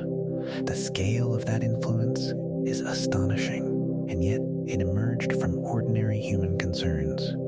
How to move people, how to provide clean water, how to manage waste, how to create public space, how to care for the vulnerable, how to make an enormous city livable. As evening settles over our Victorian London one final time, the familiar scenes return.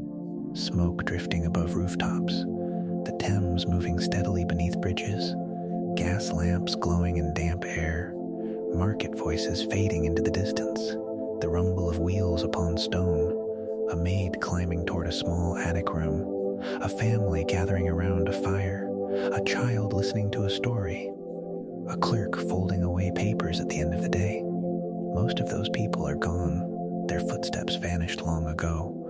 Their voices faded into silence. Yet the city they helped build remains. Not unchanged, not frozen, but alive, layered, remembered, and perhaps that is the greatest wonder of all. Victorian London was never only a collection of buildings or institutions. It was millions of ordinary lives unfolding day by day. Lives filled with work, hope, routine, hardship, curiosity, friendship, memory, and rest. The people themselves disappeared into history, but their influence endured. In stations and parks, in stories and photographs, in Christmas traditions and public clocks, in hidden tunnels beneath busy streets, and in the continuing life of one of the world's great cities. The old London survives not because everything remained the same. It survives because each generation carried part of it forward. Quietly, steadily, almost without noticing, and the evidence remains all around us today. And now, our long journey through Victorian London is coming gently to an end. For a little while tonight, we have wandered through a city that no longer exists exactly as it once did. We have walked beneath drifting coal smoke. We have followed the glow of gas lamps through fog-softened streets. We have listened to market sellers greeting the dawn and watched evening settle over the Thames. We have stepped inside crowded rooms and elegant parlors. We have crossed bridges above the river and descended, in spirit at least, into the hidden tunnels beneath the city. We have met servants and shopkeepers, children and teachers, doctors and reformers, flower sellers and railway travelers. We have shared their streets. We have sat beside their fires. And now it is time to let that old world grow quiet once more. Allow your attention to settle. Let the pace of the city slow. Let the details drift gently into the distance. The work of the day is finished. The journey is complete. Picture Victorian London one final time. Not at noon, not in the rush of morning, but late in the evening, when the city begins to soften. The rain has stopped. The streets shine faintly beneath the lamps. Small reflections shimmer in puddles along the road. The last carriages move slowly through the mist. Their wheels grow quieter as they disappear into the darkness. The markets have closed. The shouting of vendors has faded away. Covent Garden rests until another dawn. Billingsgate is silent. The stalls are empty. The porters have gone home. Only the memory of the day's movement lingers in the cool night air. Along the Thames, the river continues its patient journey. The water slips beneath the bridges exactly as it did a century ago, exactly as it did long before the Victorians arrived. The current moves steadily through the darkness. Unhurried, unconcerned, the city watches. The river continues. Somewhere in the distance, a clock marks another hour. The sound drifts across rooftops and fades. The great stations have grown quieter now. The crowds have thinned. The platforms rest beneath their iron arches. A few late travelers continue their journeys, but most doors have closed. Most lamps burn lower. Most stories for the day have reached their conclusion. In the narrow streets, the policemen continue their gentle patrols. A solitary figure passes beneath a pool of gaslight and disappears into the fog. No mystery waits to be solved tonight. No newspaper headlines demand attention. The city itself seems content to rest. Inside the houses, curtains are drawn. Coal fires glow softly behind darkened windows. Families gather in the warmth. A final cup of tea is poured. A book is closed. A photograph is returned to its place on the mantel. Children settle beneath blankets. The sounds of conversation become quieter, then quieter still. In a small attic room, a servant finally rests after a long day. In another part of the city, a nurse returns home through calm streets. Elsewhere, a clerk extinguishes a lamp before sleep. Thousands of lives unfold quietly across Victorian London. Different lives, different circumstances, yet all beneath the same night sky. The same drifting smoke, the same gentle darkness. And now those lives begin to fade softly into history once again. The horse-drawn omnibuses grow distant. The market cries disappear.